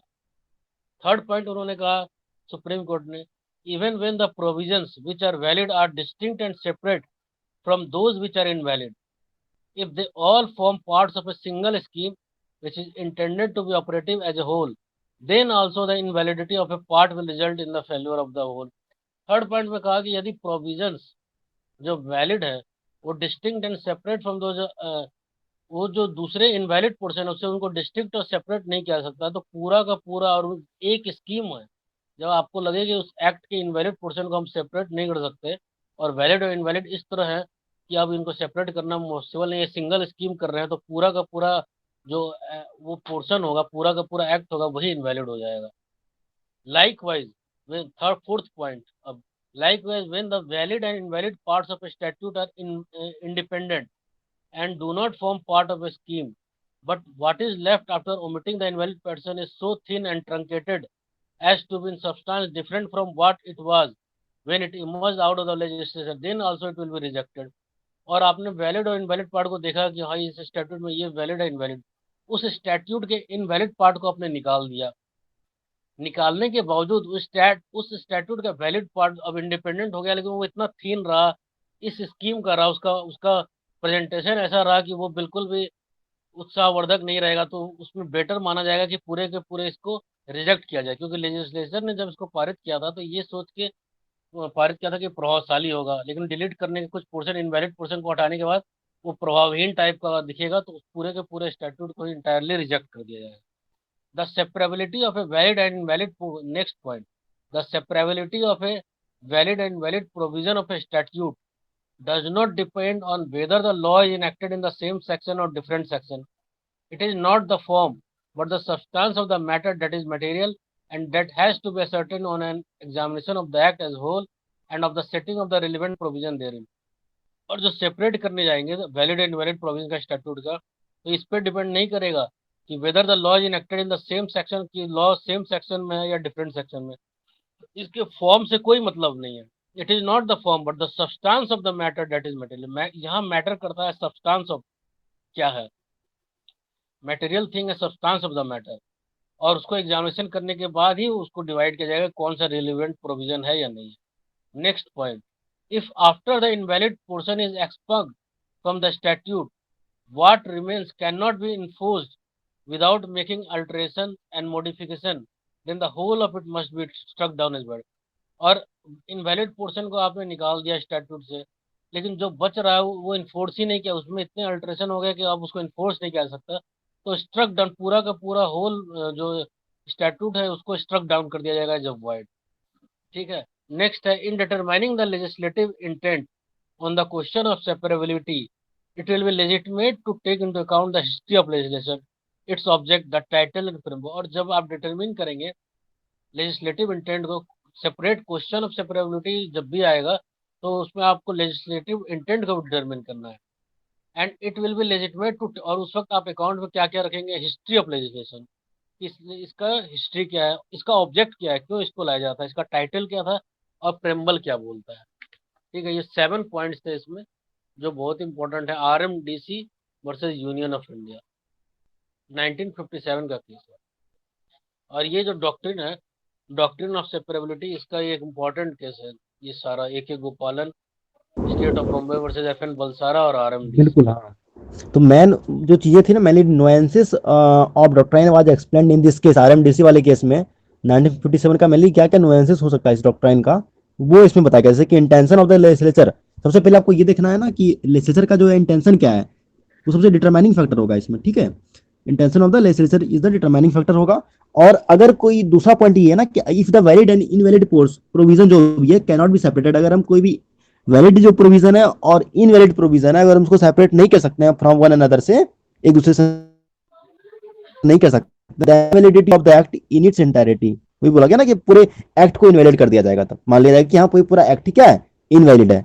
हाँ, और तीसरा पॉइंट ये था इसमें RMDC वाले में कि if after the invalid portion is impugned from the statute, और अगर इफ आफ्टर कि अगर इनवैलिड पोर्शन के बाद उसको हटा दें, अगर बाद में उसको स्टैच्यू से अगर हम हटा दें, इनवैलिड पोर्शन को हटाने के बाद भी अगर what remains can not B enforced, जो बच रहा है वो इन्फोर्स ही नहीं हो सकता विदाउट मेकिंग अल्टरेशन और मॉडिफिकेशन, बिना किसी अल्टरेशन के या मॉडिफिकेशन के, then the whole of it must struck down as void. तो पूरे को क्या कर जाएगा, पूरे को स्ट्रक डाउन कर दिया जाएगा, पूरे को स्ट्रक डाउन कर दिया जाएगा। As otherwise it will be क्या हो जाएगा, वो अमाउंट टू जुडिशियल लेजिस्लेशन हो जाएगा, क्योंकि otherwise it will amount to judicial legislation. तो वही बोला गया इसमें। ठीक है, तो उसका इसके अलावा नहीं तो वो क्या हो जाएगा, जुडिशियल मतलब लेजिस्लेशन के हो जाएगा ना, वो उसमें अंदर अंडर में आ जाएगा। इसीलिए बहुत इंपॉर्टेंट केस था ये, RMDC versus union of India. और तो हाँ सही है। और उसके बाद कौन सा ये टॉपिक है, एक और डॉक्ट्रिन तो है doctrine of waiver. Doctrine of waiver से पहले ना अगर ये समझ लेना थोड़ा, ये जो डॉक्ट्राइन है कौन सा बच रहा है, हाँ ये तो हम बताएंगे, अच्छे से बताएंगे इसको, ये पर्सनल लॉज और नॉट लॉज ये बताते हैं पहले। अच्छा ठीक है, डॉक्ट्राइन ऑफ वेवर बता देते हैं, कोई बात नहीं। उससे क्वेश्चन इतना आता नहीं है, डॉक्ट्राइन ऑफ वेवर से आज तक तो नहीं आया क्वेश्चन।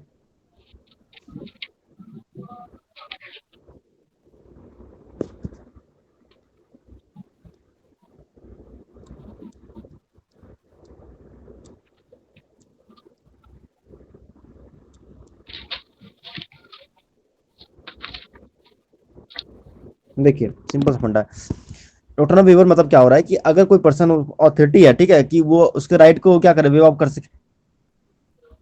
ठीक है, वेव ऑफ मतलब क्या होता है कि आपको उस राइट को एग्जाम कर दिया गया, आपको नहीं, वो राइट अब हट गया आपसे। ठीक है, जो भी राइट था वो हट गया है, आप नहीं कर सकते उस राइट को इन्फोर्स नहीं कर सकते, मतलब आपको लाइबिलिटी नहीं बनेगा, उस राइट के लाइबिलिटी नहीं बनेगा। तो ये है कि a person has authority to waive of right arising out of a contract और स्टैच्यू, अगर कोई स्टैच्यू है या कॉन्ट्रैक्ट है जो हो रखा है, उससे अगर कोई राइट वो वेव ऑफ होता है, अगर किसी को अथॉरिटी मिला है कि आपका राइट वेव ऑफ हो गया किसी कॉन्ट्रैक्ट से या स्टैच्यू से, तो but can not relinquish constitutional right, लेकिन उस टाइम क्या होगा कि आपको but can not relinquish constitutional rights और rights guaranteed by the constitution itself.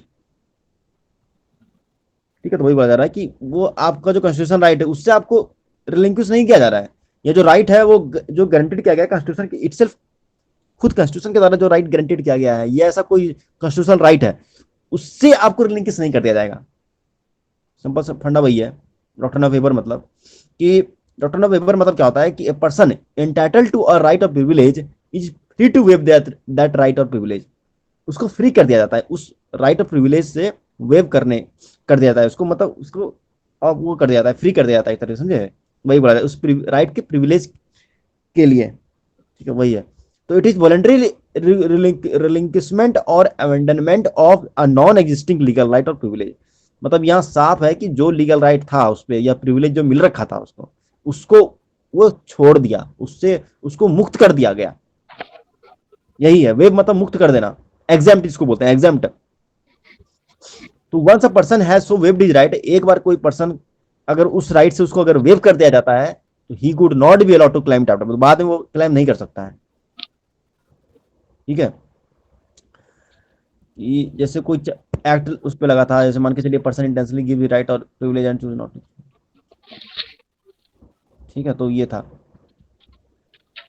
और डॉक्ट्राइन ऑफ वेवर में क्या है, जैसे वही बताए, ठीक है। तो डॉक्ट्राइन ऑफ स्टोपल से कंफ्यूज नहीं होना है, डॉक्ट्राइन ऑफ स्टोपल तो सिमिलर है इससे, कंफ्यूजन हो सकता है लेकिन कंफ्यूजन नहीं होना, क्योंकि डॉक्ट्राइन ऑफ स्टोपल क्या था, वो एक काउज ऑफ एक्शन नहीं था, ठीक है, रूल ऑफ एविडेंस था वो, मतलब देखिए एक यहाँ क्या ये काउज ऑफ एक्शन है, जो वेवर है ना एक कॉन्ट्रेक्चुअल है, एक कॉन्ट्रेक्चुअल एग्रीमेंट था या कोई स्टेच्यू लॉ है, एक्ट है, उसका जो राइट प्रिविलेज था वो उससे आपको हटा दिया जा रहा है, मतलब वो आपको नहीं मिलेगा, मतलब सिंपल सा फंडा उसके लिए आपको वेव उससे वेव कर दिया जा रहा है आपको, मतलब ठीक है। और वो जो स्टॉपल था वो काउज ऑफ एक्शन नहीं था, बस एक रूल ऑफ एविडेंस था, ठीक है, कि हाँ एक रूल है लॉ का, ठीक है, वो एविडेंस का मतलब था, तो उसमें वो कोई काउज ऑफ एक्शन उसे कारण से स्टॉपल करने से कोई एक्शन नहीं हो रहा था वहां, ठीक है।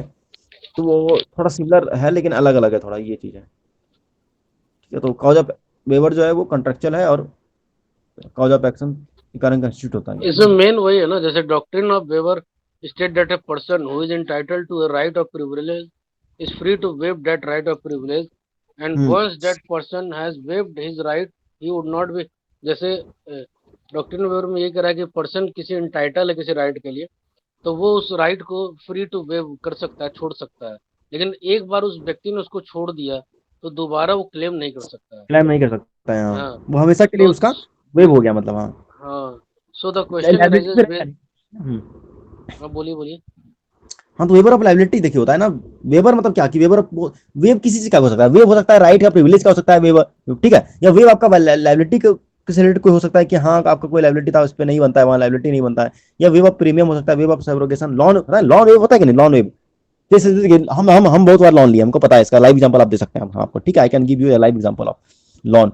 लॉन उसमें बार बार आता है ना, जब आप पेमेंट कर देते हैं ना, हम आप जब पेमेंट लॉन लिए रहते हैं, ठीक है, आप जब उसको पेमेंट कर देते हैं तो वहां लिखा था लॉन वेब्ड हो गया आपका, मतलब जो भी राइट था प्रिविलेज था आप पे लेवल नहीं होगा, मतलब आपको कोई दावा नहीं कर सकता कि हाँ आपका राइट आप पे प्रिविलेज जो है आप अब उसको कोई क्लेम नहीं कर सकता है, आप क्लेम नहीं कर सकते हैं अगर वो एक बार वेब हो गया। जैसे वही बोल रहा है कि अगर वो चीज था, ठीक है, आपने किसी कोई चीज लिया, वो फिर उसका जो भी था उसको आप उसका फुलफिल कर दिया, जो भी उसका कंडीशन टर्मिनोलॉजी था, ठीक है, तो जब एक बार फुलफिल हो गया जो टर्म्स कंडीशंस था, तो बार में दोबारा वी कांट रिवोक दैट, उसको फिर आपको कोई क्लेम नहीं करेगा, वही बोल रहा है बस, हाँ।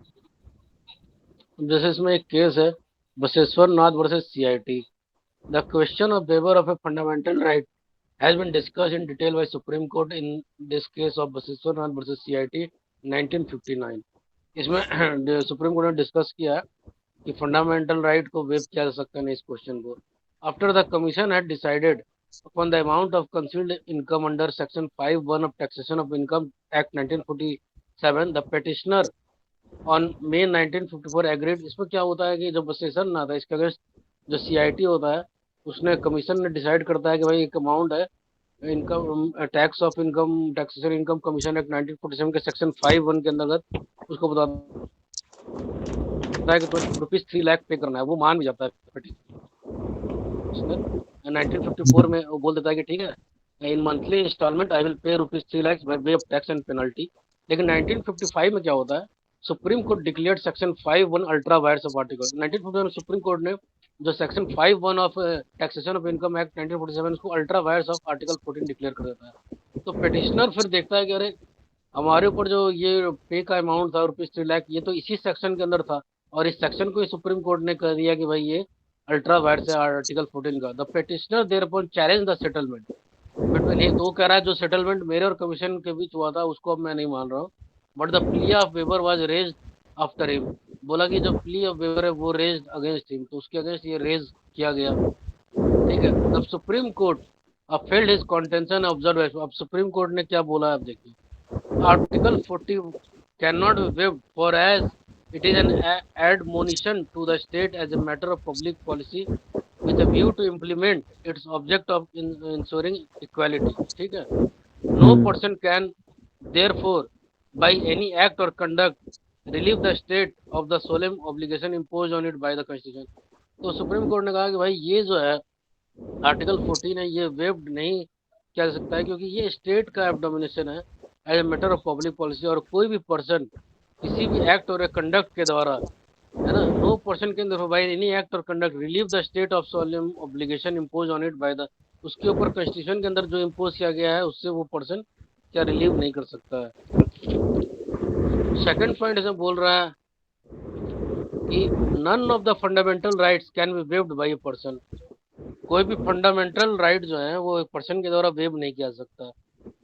The fundamental rights are mandatory, the fundamental rights are mandatory on the state and no citizen can by his act और conduct relieve the state of the solemn obligation imposed on it. जो fundamental rights है mandatory है state, और कोई भी citizen उसके act और conduct के द्वारा स्टेट को रिलीव नहीं कर सकता है इस ऑब्लिगेशन से।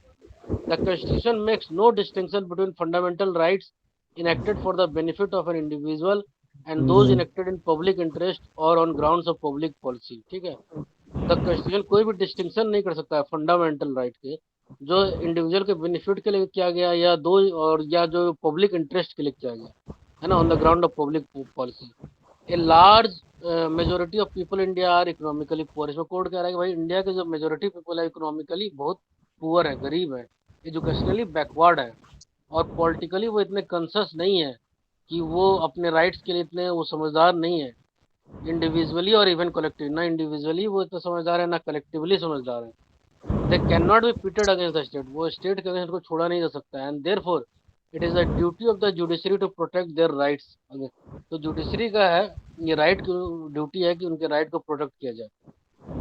थर्ड पॉइंट में कहता है सुप्रीम कोर्ट की an individual could wave A fundamental right which was for his benefit. Individual जो है फंडामेंटल राइट को वेव कर सकता है जो उसके बेनिफिट के लिए है, but he could not wave A right which was for the benefit of, लेकिन जो जनरल पब्लिक के लिए बेनिफिट के लिए है उसको ये वेव नहीं कर सकता है। ठीक है, in view of the majority decision in Basheshwar Nath case it is now an established of proposition. तो बसेश्वर नाथ केस में जो मेजोरिटी का डिसीजन का था वो अब एस्टेब्लिश्ड प्रोपोजिशन हो गया है that an individual can not waive any of his fundamental right. तो इंडिविजुअल अपने फंडामेंटल राइट को वेव नहीं कर सकता है। This proposition has been applied in a number of cases, ये नंबर ऑफ केसेस में अप्लाई किया। बस यही था इस केस में। तो इसमें हम पढ़े सब कुछ, लेकिन हमको एक पॉइंट समझ में नहीं आ रहा है। क्या? आप इससे क्या समझे इस केस से, ये किसके फेवर में डिसीजन आया है? देखिए, जानते हैं वेवर वेवर का अगर वो समझे ना कि डिसीजन किसके फेवर में आया, किसके, ये बोलना है अपना जो पिटिशनर, ये कॉन्स्टिट्यूशन है ना, कॉन्स्टिट्यूशन के फेवर में आएगा और क्या। नहीं तो बसेश्वर नाथ जो है तो वो क्लेम किया, जो क्या हुआ वो माना जाएगा नहीं माना जाएगा? नहीं माना जाएगा, फंडामेंटल राइट वेव नहीं हो सकता ना, वही बोला ना। देखिए क्या बात है, देखिए फंडामेंटल राइट जो है ना, वेवर जो मैंने जो वेवर टर्मिनोलॉजी है ना वो यूएस से लिया गया है भाई, ये था ही नहीं इंडिया का यार, वेविंग और ये सब वेवर वाला ये सब यूएस से लिया गया। तो इसका हिस्ट्री समझेंगे तब ना मजा आएगा, है ना, कि इसका वेव ये सब बस हम लोग ऊपर ऊपर देख लें इसको। वेवर जो है वो इवॉल्व हुआ था जुडिशियल इंटरप्रिटेशन जो यूएस से है, ठीक है। तो उसमें बोला गया था, ब्रीफ डिस्कशन दिया गया था, इसमें लिख सकते हैं। अंतर है इंडिया में वेरिएशन जो है ना, वेरिएशन जो हो रखा था वेवर का जो वेरिएशन है इंडिया में और यूएस में अलग अलग। कैसे? यूएस में एक जजमेंट था, एक्सप्लेन किया गया डॉक्टर ना फेवर क्यों अप्लाई नहीं हो सकता इंडियन कॉन्स्टिट्यूशन में, डॉक्टर ना फेवर क्यों अप्लाई नहीं हो सकता इंडियन कॉन्स्टिट्यूशन में। जस्टिस भगवती ने बताया था इसको कि हमारा जो डेमोक्रेसी है वो क्या एनेसेंट है, क्लियर दिखता है, साफ सुथरा है, ऐसे है। और क्योंकि सोशली, इकोनॉमिकली, एजुकेशनली, पॉलिटिकली है। और सुप्रीम कोर्ट का ये एक सेक्रेट ड्यूटी है कि इसको फंडामेंटल राइट को क्या करे, सेफ गार्ड करे, सेफ गार्ड बचाए रखे। जो भी इलेक्टेड हुआ था फर्स्ट टाइम पार्ट थर्ड में, उसको बचाए रखना है। तो इसलिए डॉक्टर वेबर साहब दिख जाता है ना कि डॉक्टर ने क्यों अप्लाई नहीं, क्यों अप्लाई नहीं हो रहा है यहाँ हमारे इंडियन कॉन्स्टिट्यूशन में। तो इससे हम्म, रिलेटेड कैसा है, देखिए, बहराम खुर्शीद पेशवी काका वर्सेस स्टेट ऑफ बम्बई वाला भी केस है इसमें, ठीक है। एक ओल्गा टेलिस वाला भी केस है, Olga Tellis versus Bombay municipal corporation. उसमें बोला गया था कि there can be no estoppel against the constitution, कि कॉन्स्टिट्यूशन के अगेंस्ट हम स्टॉपर नहीं लगा सकते हैं। और फिल्म में तो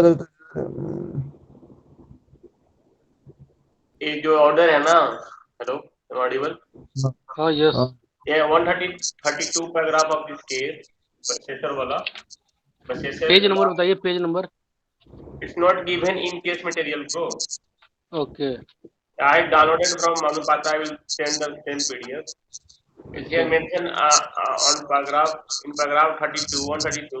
I respectfully agree with observation of Justice Mahajan. Chief Justice Mahajan, for the aforesaid reason, I hold that the doctrine of waiver had no application in the case of fundamental rights under our constitution.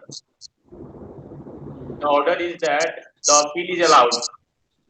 The order of the Income Tax Commissioner, Delhi, dated January 29, 1958, is set aside, and all the proceedings now pending for the implementation of order of India, Government of India, dated July 5, 1954, are quashed. The appellant shall get cost of this appeal. ये appellate जो था बसेश्वर नाथ, उसके favour में decision आ गया है फिर। Gate लिखा ना, गेट कॉस्ट फॉर द हाँ, क्या यानी अभिषेक कि भाई। फंडामेंटल राइट्स में डॉक्ट्रिन ऑफ लॉ एप्लीकेबल नहीं है इन आवर कॉन्स्टिट्यूशन। हाँ, एक वही वही जैसे अभिषेक महाजन भाई से वाले वही तो बोला पूछ ना। रहे थे। ये कहाँ से मिला आपको? मैं इस डाउनलोड किया हूँ मनुपात्रा से। अरे हमारे पास सेंड कर दीजिए इसको। हाँ, I will send the same no issue. ये सही दिखाया। वही चीज हम इसको सर्च कर रहे थे कि इसमें ये पॉइंट क्लियर नहीं, ठीक है। हमको ये समझ में आ गया था कि ये कहा और ये बसेश्वर नाथ के फेवर में आ रहा है, लेकिन ये जो लास्ट वाला दो है ना जो आप मार्क किए हैं, ये बहुत इम्पोर्टेंट है। ये केस मैट में इस बार कंक्लूजन बहुत यही सारे। है ना कि डॉक्ट्रिन ऑफ वेवर एप्लीकेबल नहीं है। हाँ, डॉक्ट्रिन ऑफ वेवर अप्लीकेबल नहीं है तो ठीक है। तो बसेश्वर नाथ अब पे नहीं करेगा, इसका मतलब यही चीज जानना चाह रहे the appellate shell gate cost of this appeal. हैं। हाँ, तो इनकम टैक्स कमिश्नर जो उस पर 3 लाख का फाइन लगाया था ना, वो सेट असाइड हाँ, कर दिया गया है। सुनिए सुनिए भाई, क्या कंफ्यूज, नहीं नहीं, तो सुनिए तो हाँ प्रत्युष भाई, हाँ देखिए पहले सुनिए, सुप्रीम कोर्ट क्या बोला कि जो पर्सन है वो वेव नहीं कर सकता, फंडामेंटल राइट्स उसको वेव नहीं कर सकता है, ठीक है। हाँ। तो माइनॉरिटी, देखिए माइनॉरिटी ओपिनियन क्या था, जो जस्टिस एस के दास थे उन्होंने क्या बताया कि determining factor of the waiver is not the source of right, कि राइट का जो सोर्स है वो कहां से आया है, वो डिटरमाइनिंग फैक्टर नहीं है वेवर का। पिटिशनर जो केस है ना, इसमें क्या है, रेफर जो किया गया इनकम टैक्स जो इन्वेस्टिगेशन अंडर सेक्शन जो 5 क्लॉज 1 है, वो क्या पाया गया था, कि लार्ज अमाउंट ऑफ इनकम छुपाया गया है। बहुत ही बड़ा इनकम छिपाया गया ना इसमें, इस केस में इनकम टैक्स ने जो पता लगाया कि क्या लगाया, इनकम टैक्स जो इन्वेस्टिगेशन और कमिश्नर का बहुत ही बड़ा अमाउंट छिपाया गया है। तो क्या बाद में ये बोला गया उसको कि बेटा, एग्रीड सेटलमेंट इन 1954 में जो सेटलमेंट हो रखा है उसमें पे करना पड़ेगा आपको 3 लाख रुपया मंथली इंस्टॉलमेंट में, bye way of arrears of tax and penalty, tax के थ्रू, पेनाल्टी के थ्रू, दो तरीके से, दोनों तरीके में आप वो चीज तो, अरे उस पर कोई डाउट नहीं है। आप डिसीजन तो 3 लाख करना है क्या। नहीं नहीं, डिसीजन क्या आया, फाइनल डिसीजन? फाइनल डिसीजन ये है कि उसको 3 लाख पे करना पड़ेगा, he can not wave right.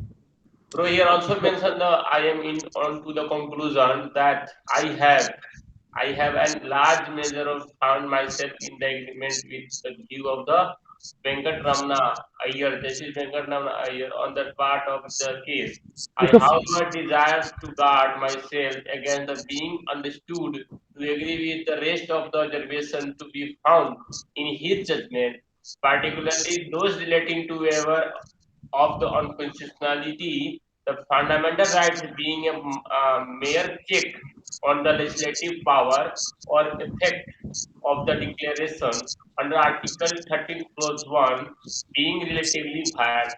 On those topics, I prefer to express no opinion on this occasion. तो वही सुनिए बोला अभिषेक गया। भाई, इसमें हाँ देखिए, हमको तो ये समझ में आया इस केस में कि अपील किया है बसवेश्वर नाथ अगर सीआईटी के, जब सुप्रीम कोर्ट ने सेक्शन 5(1) को बता दिया कि सेक्शन 5(1) फंडामेंटल राइट के वायलेट कर रहा है, तब इसको सेक्शन 5(1) के अंदर बोला था ना 3 लाख पे करो, ये मान हाँ, भी गया था, ये तो मान उसको भी गया था 1954 में। लेकिन तो 1955 में जब सुप्रीम कोर्ट ने कह दिया कि सेक्शन 5(1) हाँ, ही बेकार है, वाइड है, तब उसके बाद इसने अपील किया कि भाई हम जब सेक्शन 5(1) के अंदर हमको पैसा पे करना था वही वाइड है, तो हम पैसा क्यों पे करें। और इसके अपील के अलाउ किया गया, इसका तो ये पेमेंट नहीं करेगा।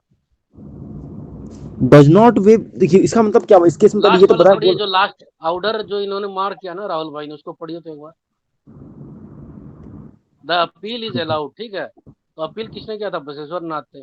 The order of the income tax commissioner, जो इनकम टैक्स कमिश्नर था दिल्ली का, dated January 29, 1958, is set aside and all proceedings now pending for implementation of the order of union government dated July 5, 1954 are quashed। अच्छा, देखे, लिखा अच्छा, है ना। हाँ ठीक है, ठीक है, जो यूनियन गवर्नमेंट का डेटेड वो क्वेश कर दिया गया। द क्वेश्चन तो एप्लीकेंट शेल गेट, हाँ ठीक है, ठीक हमको साफ तो कंक्लूजन मिल रहा है ना कि does not wave is right.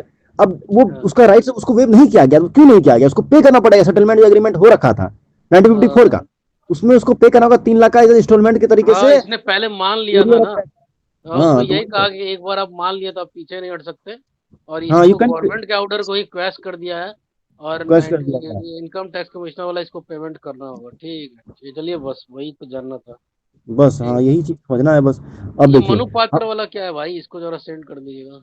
हाँ हाँ मैं इसको सेंड send कर कर दूंगा देगा तो। इसको। I will send।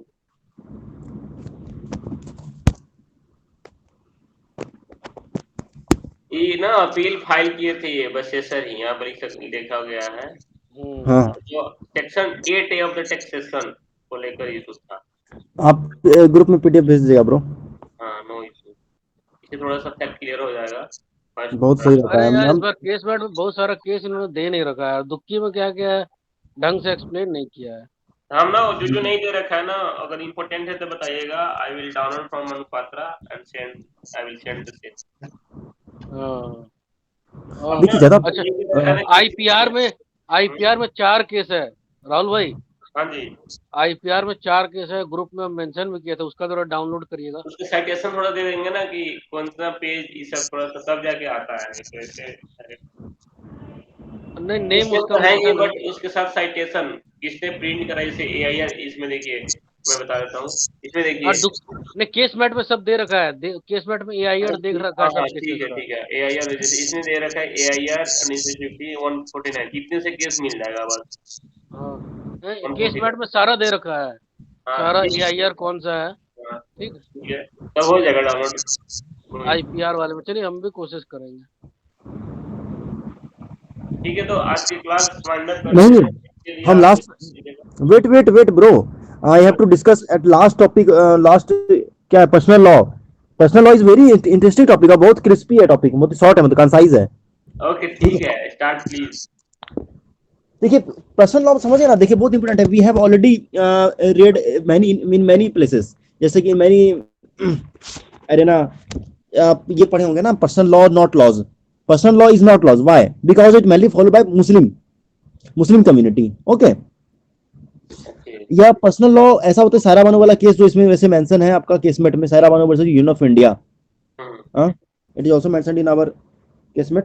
But personal law not law, जैसे एक केस है इसमें, state of Bombay versus Narasu Appa Mali करके 1952 का केस है, इसमें बोला गया personal law is not included in the expression laws in force used in article 13 clause 1 of the constitution. हम लोग आर्टिकल 13 क्लॉज 1 में पढ़े थे ना, लॉज इन फोर्स, उसमें इंक्लूड इसको नहीं किया गया है इस चीज को। ठीक है, जो लिखा है इसमें ये कहाँ गया, रुकिए, कहाँ गया। ठीक है, तो देखिए एक केस है Indian young lawyer association versus state of Kerala 2008। ठीक है, इसमें क्या बोला गया था ये तो बस समझ लेते हैं, एक सेकंड का काम है। जस्टिस चंद्रचूड़ ने बोला था कि वाइल्ड इसको रिफ्यूट करते हुए, नारासू का केस, जो ये नारासू बोले ना बीएम, अपा मली, state of Bombay versus Narasu Appa मली, इसमें क्या बोला गया, पर्सनल लॉ जो है उसको इंक्लूड नहीं किया जाएगा लॉज इन फोर्स में, जो आर्टिकल 13 क्लॉज 1 में मेंशन है। लेकिन इसको रिफ्यूट करते हुए इस केस के जो नरासू अप्पा मलिक केस है, इस केस को जस्टिस चंद्रचूड़ ने रिफ्यूटिंग करते, इसको रिजेक्ट करते हुए बोला, सबरीवाला जजमेंट में, सबरीवाला जजमेंट याद है क्या था इसमें, यही बोला गया, इसमें डेफिनेशन ऑफ लॉ के बारे में बताया गया कि इसमें एग्जैक्ट पर्सनल लॉ का डेफिनेशन क्या आएगा, मतलब पर्सनल लॉ नहीं, लॉ लॉ क्या, आर्टिकल 13 क्लॉज 1 में, आर्टिकल 13 क्लॉज 3 क्या बोलता है, आर्टिकल 13 क्लॉज 3 आप हो सके तो निकाल दीजिए बस एट लास्ट। आर्टिकल 13 क्लॉज 3 में इंक्लूसिव डेफिनेशन है, and would be inappropriate to put a restrictive interpretation, कि हम कोई Okay, वहां, Article 13 Clause 3. I'm audible. Let's see. हाँ, अपॉन टर्म्स ऑफ वाइडर डिनोशन, तो In this going, article, unless the context otherwise requires, the meaning of law and the law in force. Law includes any ordinance, order, bylaw, rule, or regulation, notification, custom, or usage है having ना in theory of India the force of law. साहब, इसको इस पे focus रखिएगा, point जो है कि एनी ऑर्डिनेंस तो है, ऑर्डर बाय लॉ रेगुलेशन, और क्या है यहाँ, कस्टम, इसमें है ना कस्टम और यूजेज, इसको अंडरलाइन कीजिएगा, कस्टम और यूजेज, Okay, तो यही है पर्सनल लॉ, बस, custom or uses. Yes this is personal law, बस काम खत्म, और कुछ नहीं। यही बताने का मेरा मकसद है, और कुछ नहीं। Okay, bro.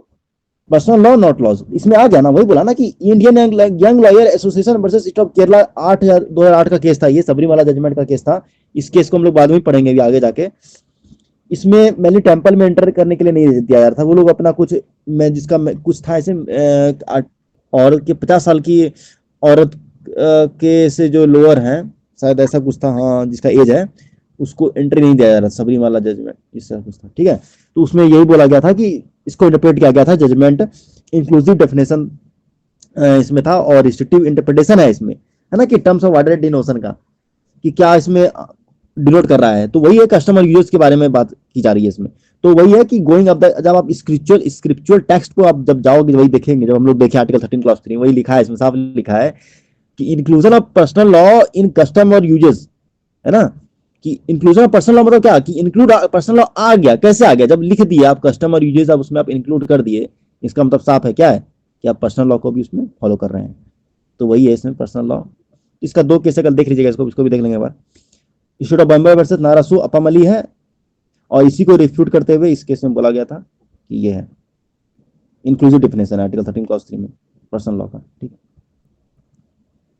तो और उस, सारा बानो का केस पढ़ना पड़ेगा क्या थोड़ा बहुत? और ये सायरा बानो पूछेगा वाला मेरा पर्सनल लॉ का क्वेश्चन. मिल जाए बस, तो ला ही नहीं ना वो केस में। Yes, so it's not. Important bro, wait for ये सेकंड। फैमिली लॉ के लिए इम्पोर्टेंट है, बट इधर ओनली ये बता रहा है कि personal law is also there. बस मेरे क्वेश्चन आ रखा है पहले इसमें, आ रखा है. प्रीवियस ईयर में आया है ये क्वेश्चन, चलो यार सर. आया तो I am not time sure, लेकिन देखा था मैंने, I have seen.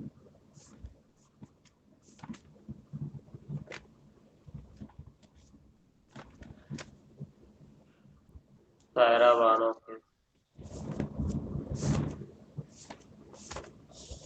Okay, we can stop our discussion because I am not able to search,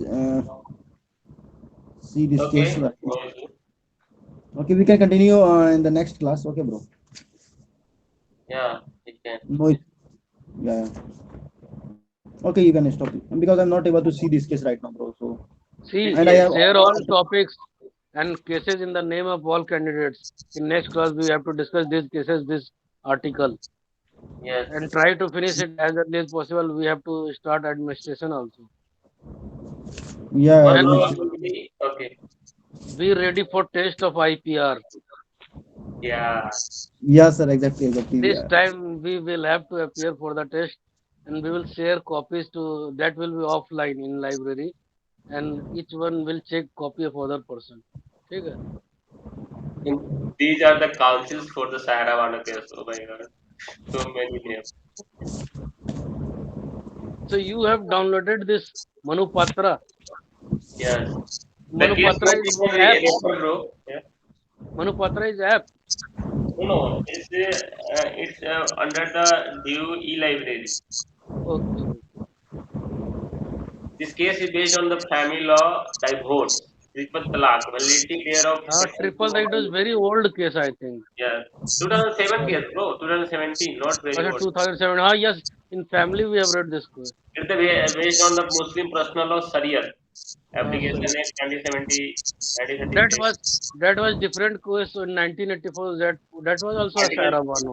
14 and 15, 30, for 21, 25, and 142 of the Constitution is involved with this case. Petitioner wife had approached present court for the assailing divorce pronounced by her husband in absence of witnesses, saying that I gave talaq, talaq, talaq. Petitioner had sought declaration that talaq e biddat pronounced by her husband be declared as void ab initio, whether triple talaq could be interfered with a judicial side by the court. उसी समय नहीं तलाक बिद्दत और तलाक सुन्नत का case आया था, उसमें एक Yes.